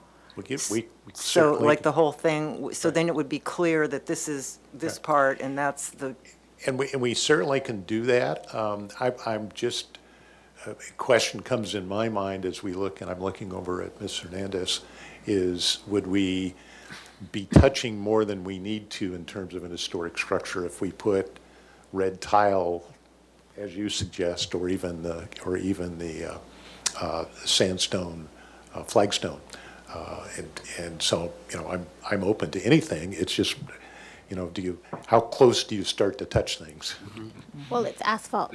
Yeah, it's now. asphalt. And it's asphalt now, right? So, Asphalt. and there, if you go back to that 1870 photograph, you'll see, and there's another one we dug up, and I don't know if it's in these drawings or not, a photograph, that the front of the church at one point was just full of weeds. It was just awful. It was terrible. This one's actually cleaned up. There's another photograph taken around 1860 or somewhere that the whole thing is just horrible. So, Yeah, That's the material just need to be compatible, because So- the asphalt's not historic, so you So along those lines, though, something like a DG, like, Costa de la will they Guerra or let you something. do DG? what's that? Will they let you do DG? If you do a certain stabilizer like Costa de la Guerra has, it Yeah. basically turns it almost to like a Yeah, I concrete. think So I'm anything. open to whatever you suggest we look at. I mean, I think a lot is more compatible than asphalt, so Right. there's a lot of options there. Like almost anything. But whatever we Well, choose. the asphalt's more than 50 years old. Yeah, but whatever we choose, we do have to address Mr. Lindvik's point, which we already discussed at length about Yeah. how to deal with that. All right, and in the hopes of keeping us moving on, is there any other burning there's questions before we go into comments? There's the messy front of the mission. You also see the two bottom steps are squared. Yeah. Oh, yeah. Oh, my goodness. Comments now? All right, let's roll into comments. Mr. Chair? Yes. Commissioner Woodford. I continue to support accessibility to historic buildings. I think it's really important, and of course, it needs to happen at the front door. I support this project, and with the following suggestions or comments. That the stone wall that shrouds the ramp should just simply be stone. No red cap to it. Because when you're standing looking at the face of the building, that stone will just disappear into the stone of the wall that it's sitting in front of, and won't draw any more attention to itself than it needs to. So I'd make that suggestion. I don't see any conflict with the standards in raising the top platform up 5.5, 5 3/4, so whatever it is, to get past the threshold of the door. I think that's a great solution.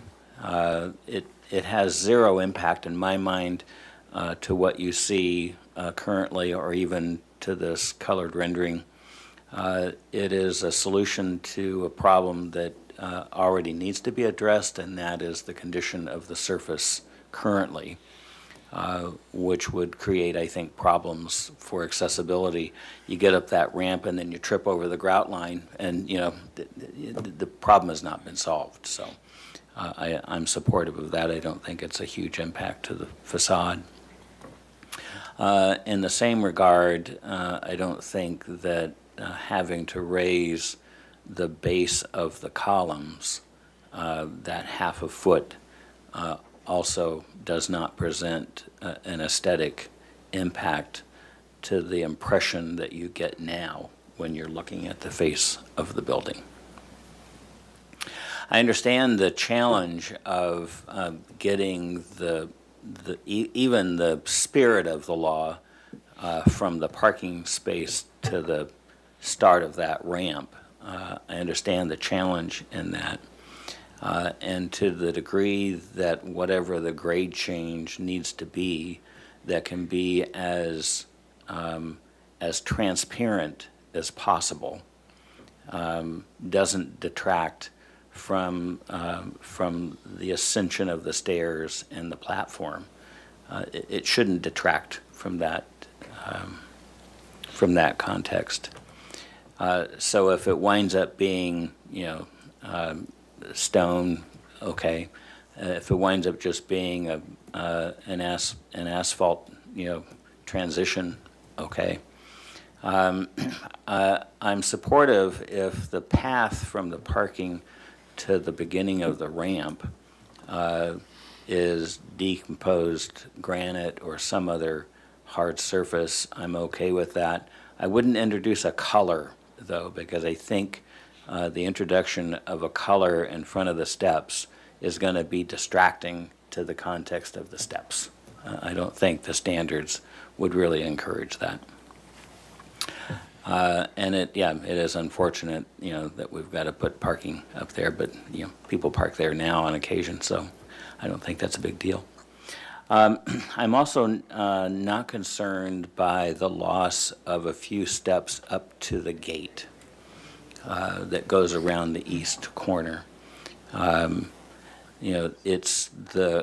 think it's more about the context of the gate and the wall and the entry to that back courtyard than it is the number of steps you take to get there.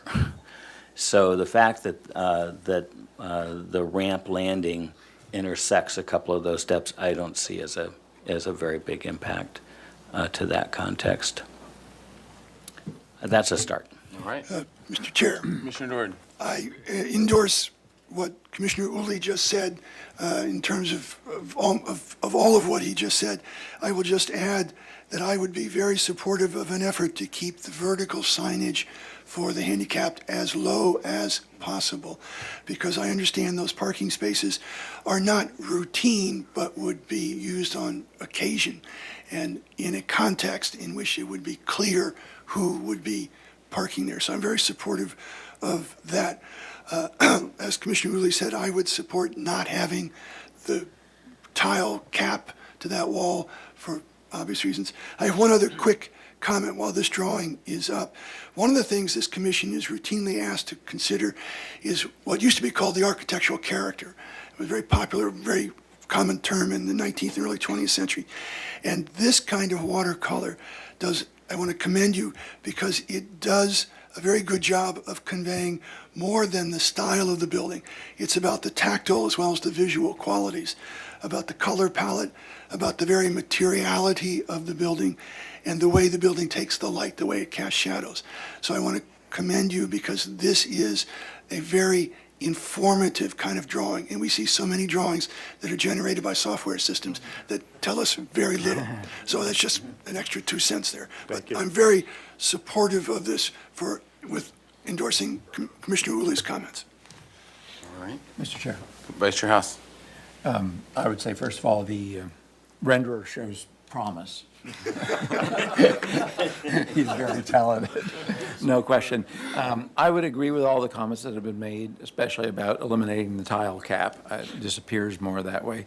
The only place I would differ is that I'm not really fond of the treatment of the leveling, the cross slope down below, and there's a very organic, naturalistic kind of curving element introduced when everything else is so angular. If there's a way to meet Secretary of the Interior standards and not look conjectural or something like that, I would prefer to see a red clay tile or something maybe a little more subdued, but something that tells you you've reached a flat surface. And so you kind of know that it just announces more. I don't think DG does that, or flagstones out of sandstone. So I like the idea of the brick.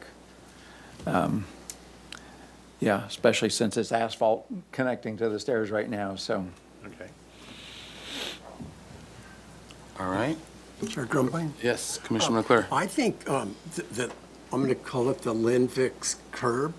I think a better solution would be to pull that asphalt back 25 feet or something and very slowly roll up so that you meet it and you don't have a new element or a trip hazard. That's my thought. Okay. Chair Grumbine? Yep. Yes, I agree with Vice Chair House, is what he has said, and also Commissioner McClure. I just am concerned about the, that curb and the, how you make it not a trip thing. And I don't think it should be sandstone, as is illustrated here. I think it either should just be the curb and then do perhaps the tile, the red to match above on the Mission side, and then just let it be blacktop. The rest of it, just simplify it out so that you can clearly see where that transition is.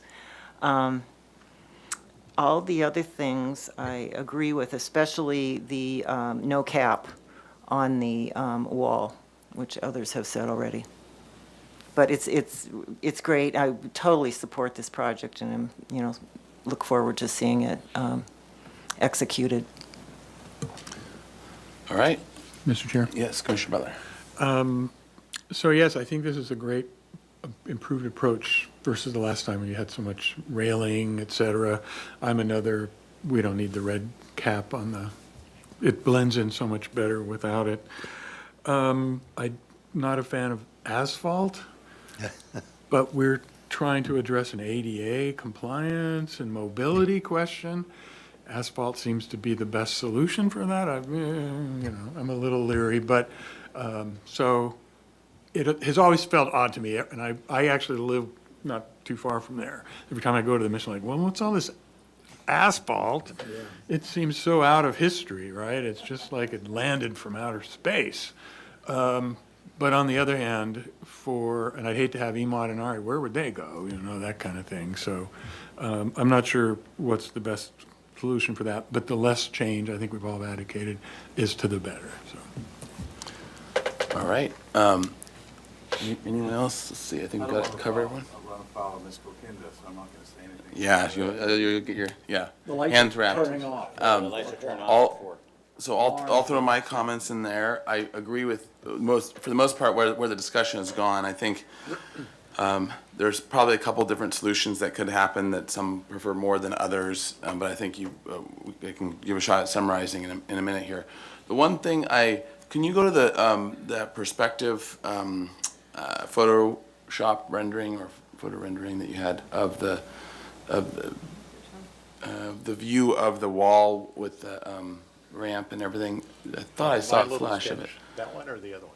No, it wasn't an elevation. I think it was a perspective with a Photoshop. It was like a photo of the mission with. I thought you had photoshopped over a. There we go. Yeah, we photoshopped. Yeah. Yeah. So the one thing that and I don't think this quite does it justice, because if you saw it from the other side, while it's not a big deal, I do think I'm still wondering whether we can drop that wall to the level of the top platform. And now you're adding a step too, so it's not actually, dropping it down a couple courses and having a planter so that you don't have to have all the pickets. You just have to have top rail and you have a post every 8 feet and super minimal, just like you have on the side there. And you just have that running across. And yes, there's a little planter, but there's a planter there as well. And I'm wondering whether the massing of that, especially as you're looking at the mission from the front, as you approach it in the normal way, you don't have this little kind of pony wall kind of popping out and wrapping around. Whether you can kind of minimize it more, and then you just got a little bit of plantings, but you also have it worked in here. So while this is still acceptable, I'm wondering whether if that drops down to that course that he was. I don't know if you can hover over it. First course just above the step. Yeah, right there. Or the next one down even. Next one yeah, down. yeah, like that. If it was that, it might actually even go away more, still meet all the requirements, and just you have another triangular planter. What he's describing, I'm still. Yeah. I have to talk with a pencil like you do. Yeah. Right? That's okay. We don't have anything to draw. But I think maybe what in he's plan. saying is you come out, stay on the perspective, if you would please.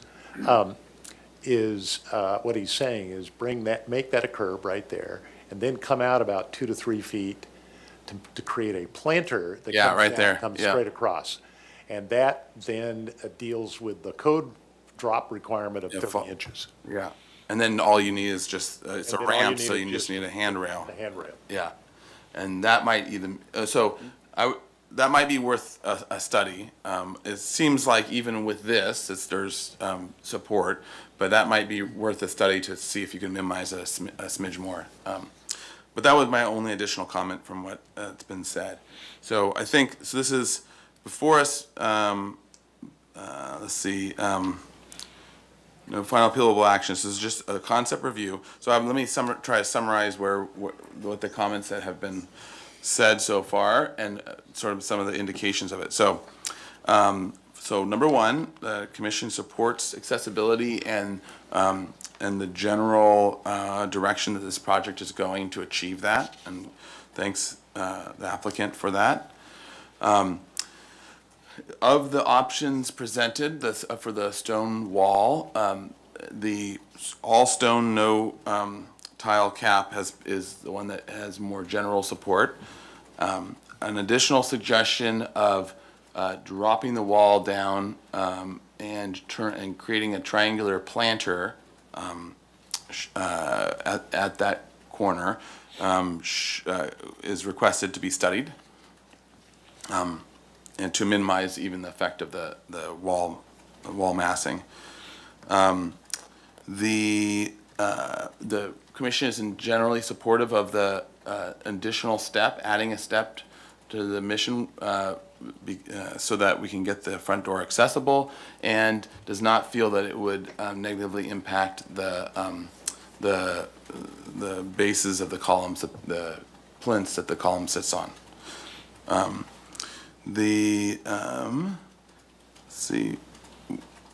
Regarding the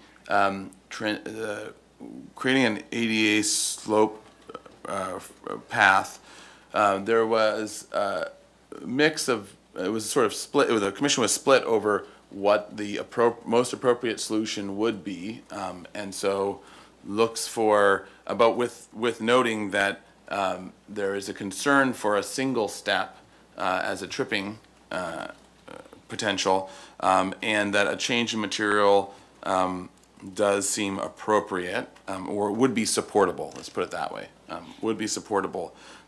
With some commissioners feeling it should all be treated in asphalt and adjusted by a roll in the slope, and others feeling that a change in material would be sufficient with a step. So for it to be further studied, but that anything but asphalt was probably supportable.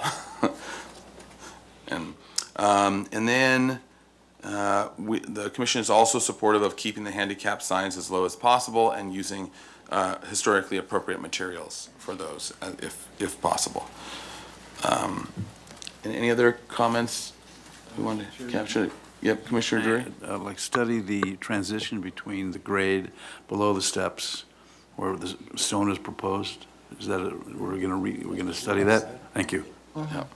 And on the plinth, are we saying that that the top of the plinth can stay where it is, and that the base molding? Well, the plinth comes up and it has a little cap, but we're not changing that. That would remain. Yeah. But where the floor comes up, whatever that detail is at the bottom would be replicated again. So just the whole thing just becomes shorter. So the base molding will Yes. rise 5 inches or Right. whatever the distance Okay. is as well. Yeah, Yep. okay.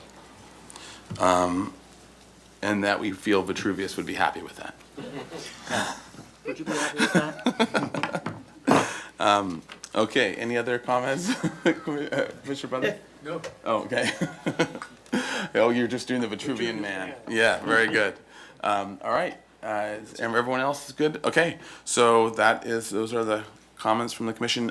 So we were looking for, this is a concept review, so we're looking for a motion with those comments. For indefinite continuance. So This is a motion for indefinite continuance or continuance to a date certain if the applicant is ready for that.